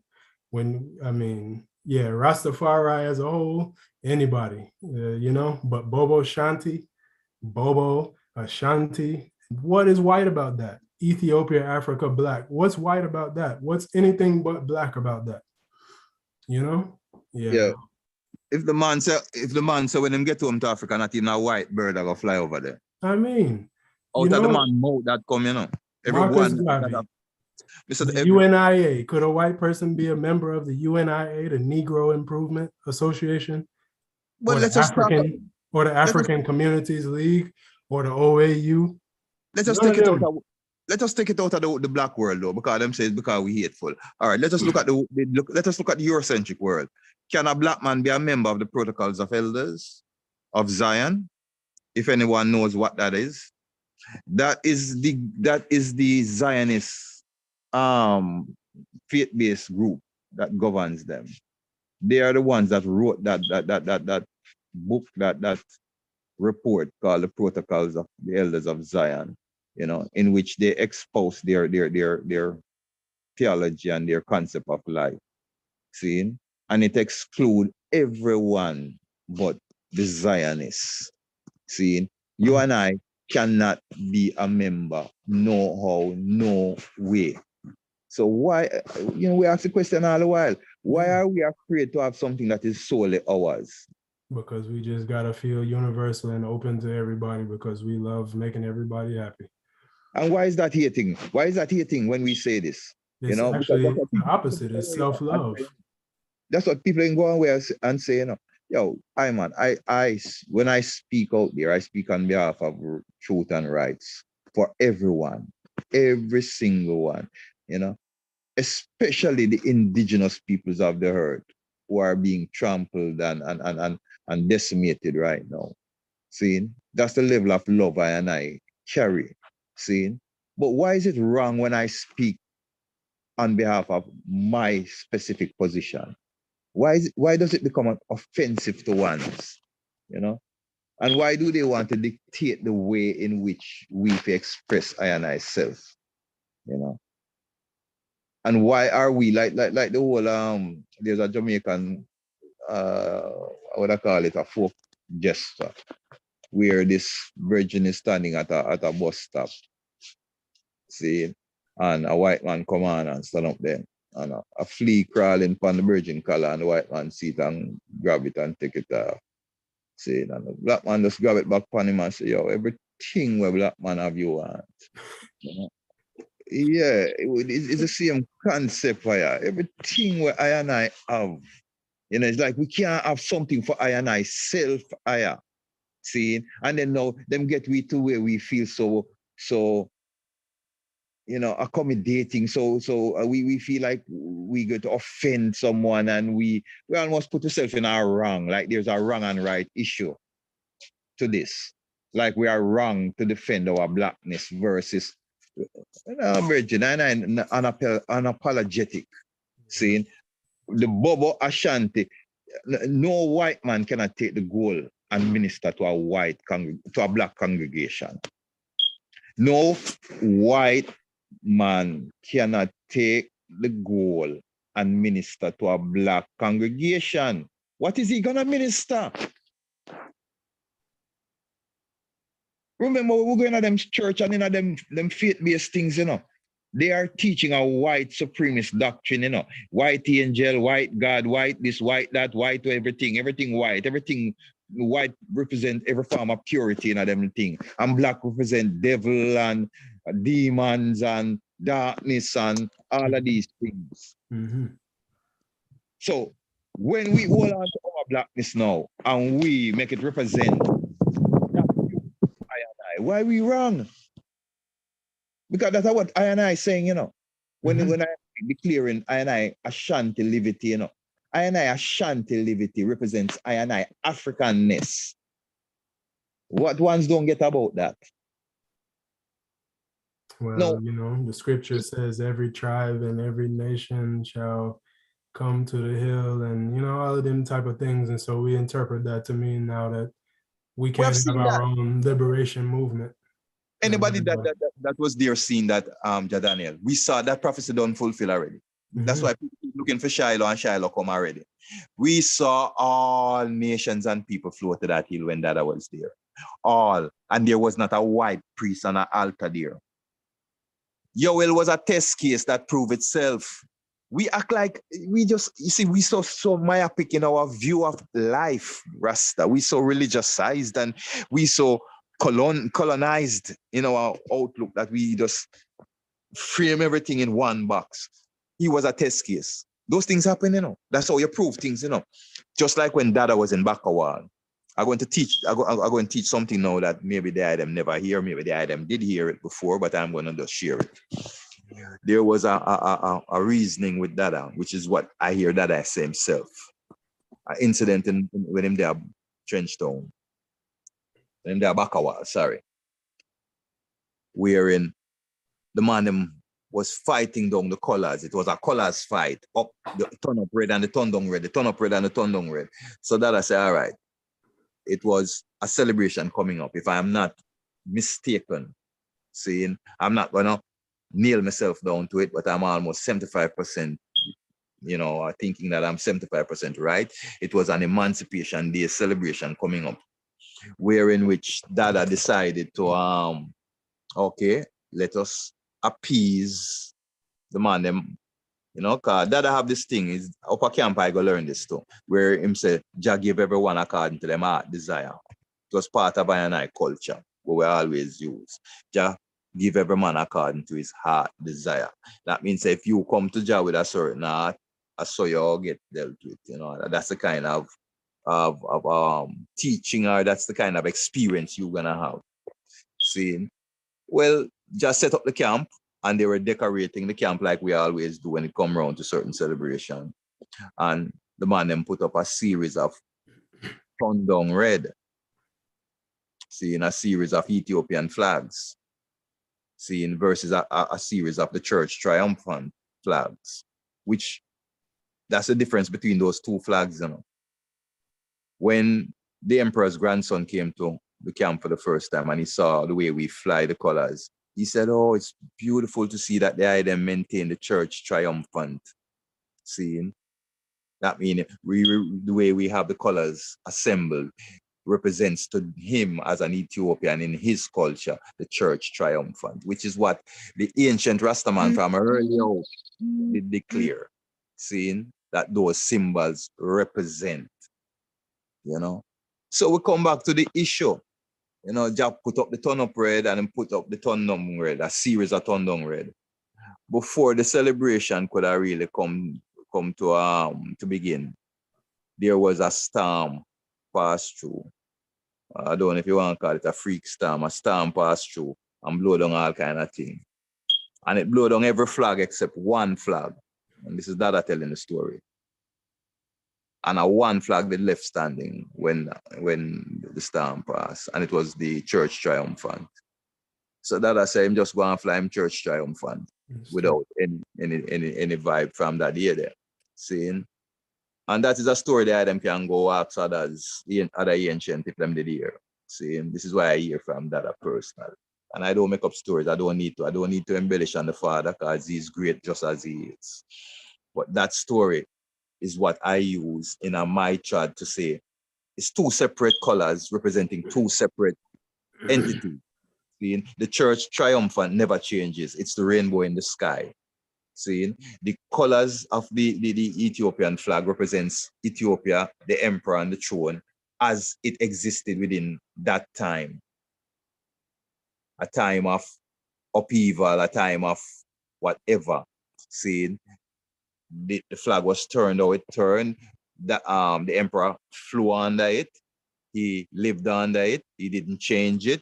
He didn't attempt to change it.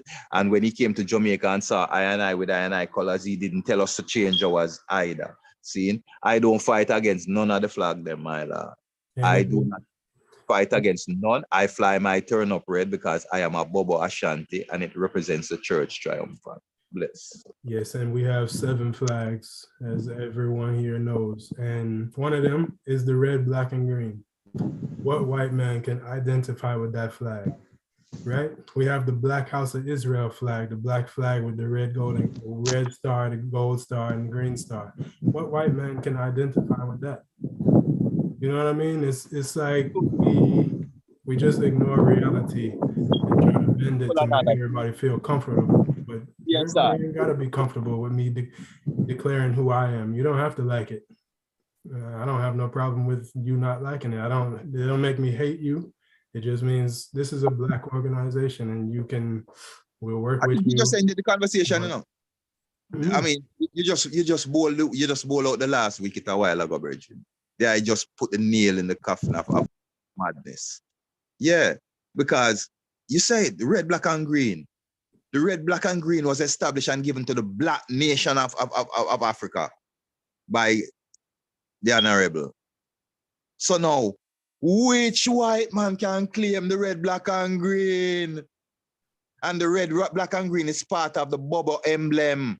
So if you're a Bobo, that is part of your emblem. How can you claim that?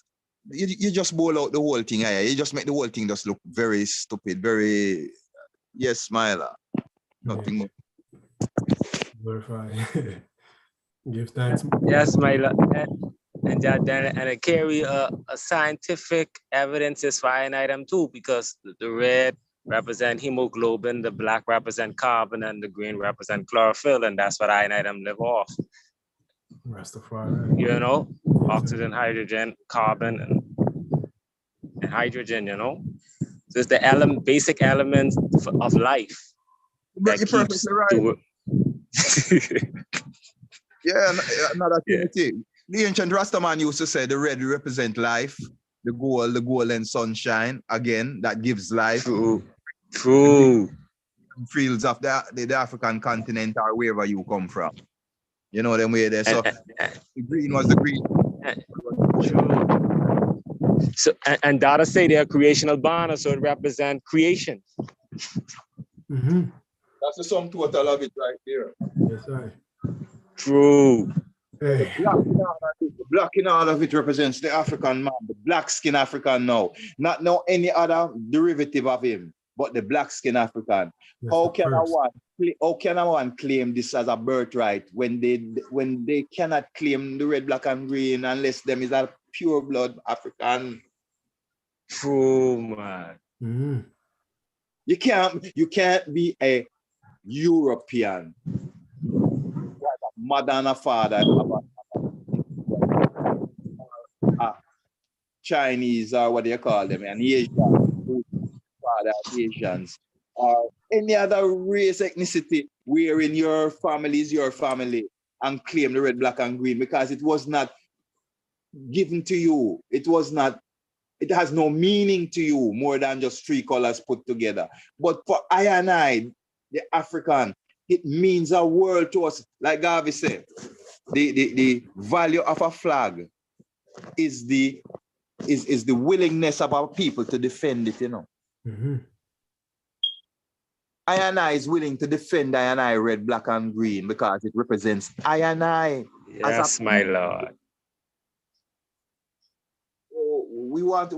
And this should not be offensive to anybody. If any ethnicity is offended by this reasoning, then them not fear higher. Them not fear and them not truthful. Them not irie. Facts. As the Rastaman would say. Because why can everybody else claim what is theirs? And when we claim what is ours, we are demonized. We are villainized. But please, you know, there's America and Britain have on their flag, they have white in it too to represent them. Yes. No, but hold on. Again, I bowl them out again, you know, because when you bring up white, where the house in Washington, where the house in the place where the claims of the president resting now. Wait. White House. White House. Say it clear, man. I want to hear it clear. The White House. All right. Hold on. So how come I and I not offended by that? How come I and I were Bill America not offended by that? How come the Native American where them call red man not to be offended? They are not supposed to be offended by that? Come on. Right under everyone, And everyone knows. Right in their faces, the rubbing Yeah, salt in the man. wound, the rubbing True, salt in the man. wound, brethren. True. If my self-love sounds like hate to someone, it's something wrong with them, not me. Because we never said we hate nobody. We say we represent the God of love, but that don't mean you got to be a member of the Congress or a member of anything that we do. Really, we just love ourselves, and we can define our borders and our boundaries as we so choose, and we don't have to care what you think. It's true. And they get offended too when I and them declare black supremacy and righteousness of salvation too. They get offended by that. We say black supremacy. Yeah, because all they know is their white supremacy, which means hate. The white man have a freedom to declare white supremacy. Yeah. Marcus even give them that freedom. If a white man want to declare a white God, allow him, let him. He has that right, God. But I don't care what. This is where now I different from a lot of ones, especially a lot of Bobo. True. The Asian have the right to claim Buddha, and when I study Buddha and study the other Krishna and Shiva, when I read upon them, because I like to know, I like to be knowledgeable. When I read upon them, I don't find nothing wrong with what the people them are doing, what them are saying.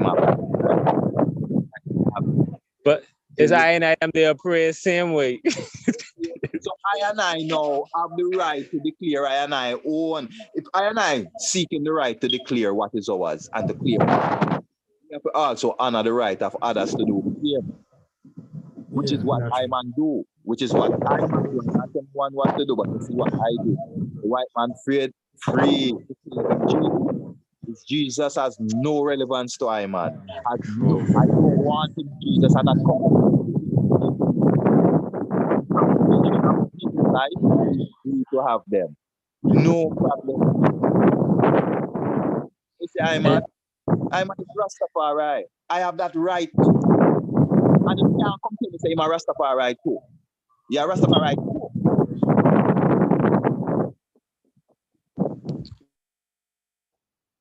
Priest? The black man have the right to claim what is his. I and I okay. It has no anyone that comes under that order has to understand that.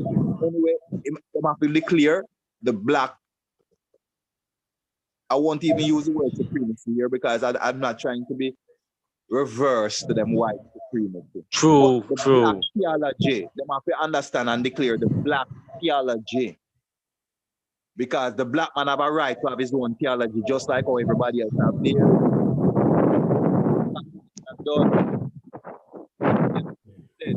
That's not topic. That's not topic for this question. Because it come like we are big a right then. If this is a topic for discussion, we beg somebody the right to be ourselves. This is not a topic for discussion. Just amongst I and I say. And priest, pardon, but even some of them, they'll ask you why you just want to take a black queen. They say, what's wrong with taking another nation? All is love and we all humans. And yeah, one time ago, we used to get lynched for going with the other nations. Now, they feel offended when we turn down their race for our own. Couldn't even look on them. Look at Emmett Till. I mean, True. Because, they have to say so. Because I met a brother one time, he was saying, you come Canada and get married to a Canadian without. I say, no, man, I stick to my own. And you get offended by that. Like, what? But when I don't get a heart, mate, what them bring? Abomination. I bring a mule. Can't bring back nothing else. All right, then. A mule cannot reproduce, okay? When a donkey and a horse breed, mate, that's what you get from a mule. Now, my lord, you don't see the species of the earth that were created at the same time, going outside of their perimeters. You don't see them creating any gender choices. You don't see them doing none of these crazy things. Only humans do this. You understand? And when the humans make it wrong to love your own and to be with your own and want to build your own. You know, see what them do? Them teach us that it is so offensive that when a black man climb to prominence and get wealth, the first thing him do is put a white person on him arm. Yes, my lord, that's true, King. Them don't go to get on and elevate a black girl where them know a struggle for come up here now. True. So how you elevate your community? Oh, you're not looking. Hey, nationalism, you know, has its meaning, you know, has its place in our development. Nationalism means love yourself, build yourself, saying race first. Saying that is what our declaration of black race first, love yourself. What we are saying is that you are yourself, but don't stop by an eye from doing what you do now. You have educated our race to love who are more than we love ourselves. So what we look at as a merit badge is to have a white woman or a white man as our partner. We have accomplished something or achieved something. Yeah. Feel more acceptable in society.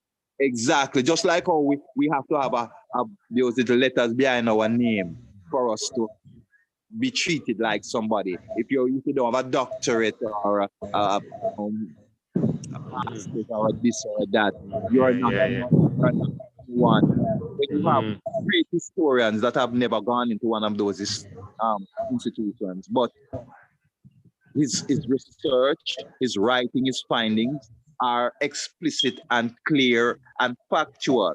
How can you discount his ability and his work?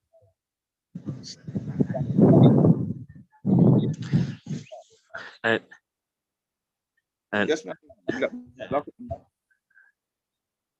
True, we're gonna seal up here. and my lord.